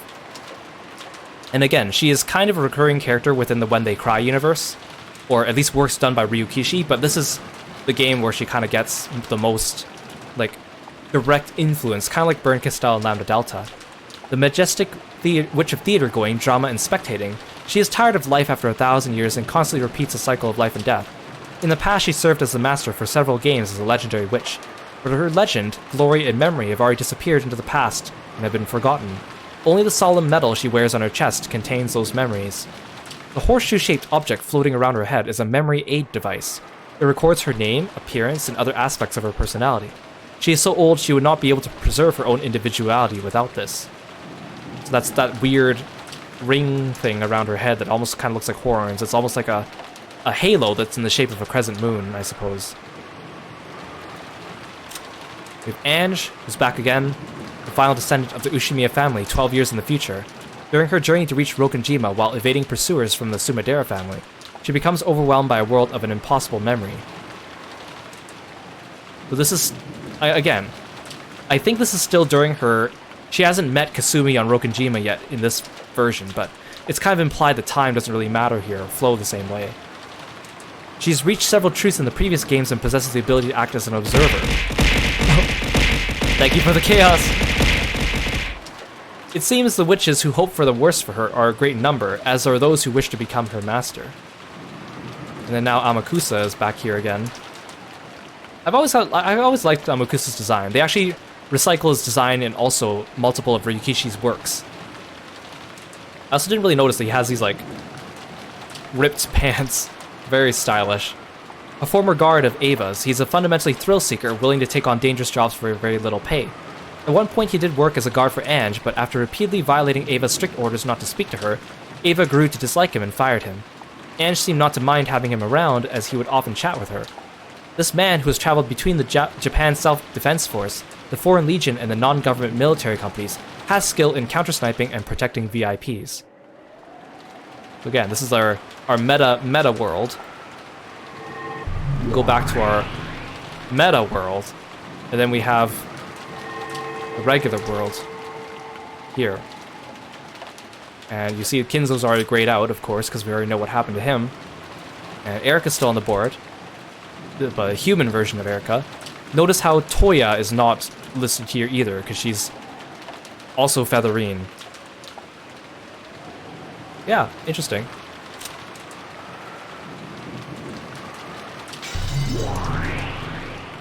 So, things are slated to get more confusing during this episode, but hopefully some of that confusion leads to more answers with some of the new clues that were given. But again, there's a lot of subplots weaving together here, so hopefully we'll see more of them placed together. Thank you so much for joining here today on stream. We're going to, of course, continue this next week on Saturday.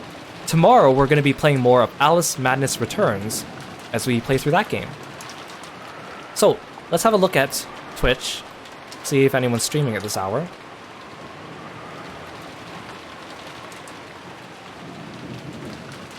Oh, and Kit's streaming again? Let's drop in on Kit. As I said before, he is a big Umineko fan. In fact, his VTuber model has inspiration from Umineko, so I'm sure he'd be happy to talk your ear off about that if given the opportunity. So let's say hi to him. He's playing Elden Ring today, and I'll see you guys next time. Yeah, thank you so much for coming by. I appreciate all of you. Hope you have a great rest of your weekend, and I'll catch you guys next time. Bye-bye.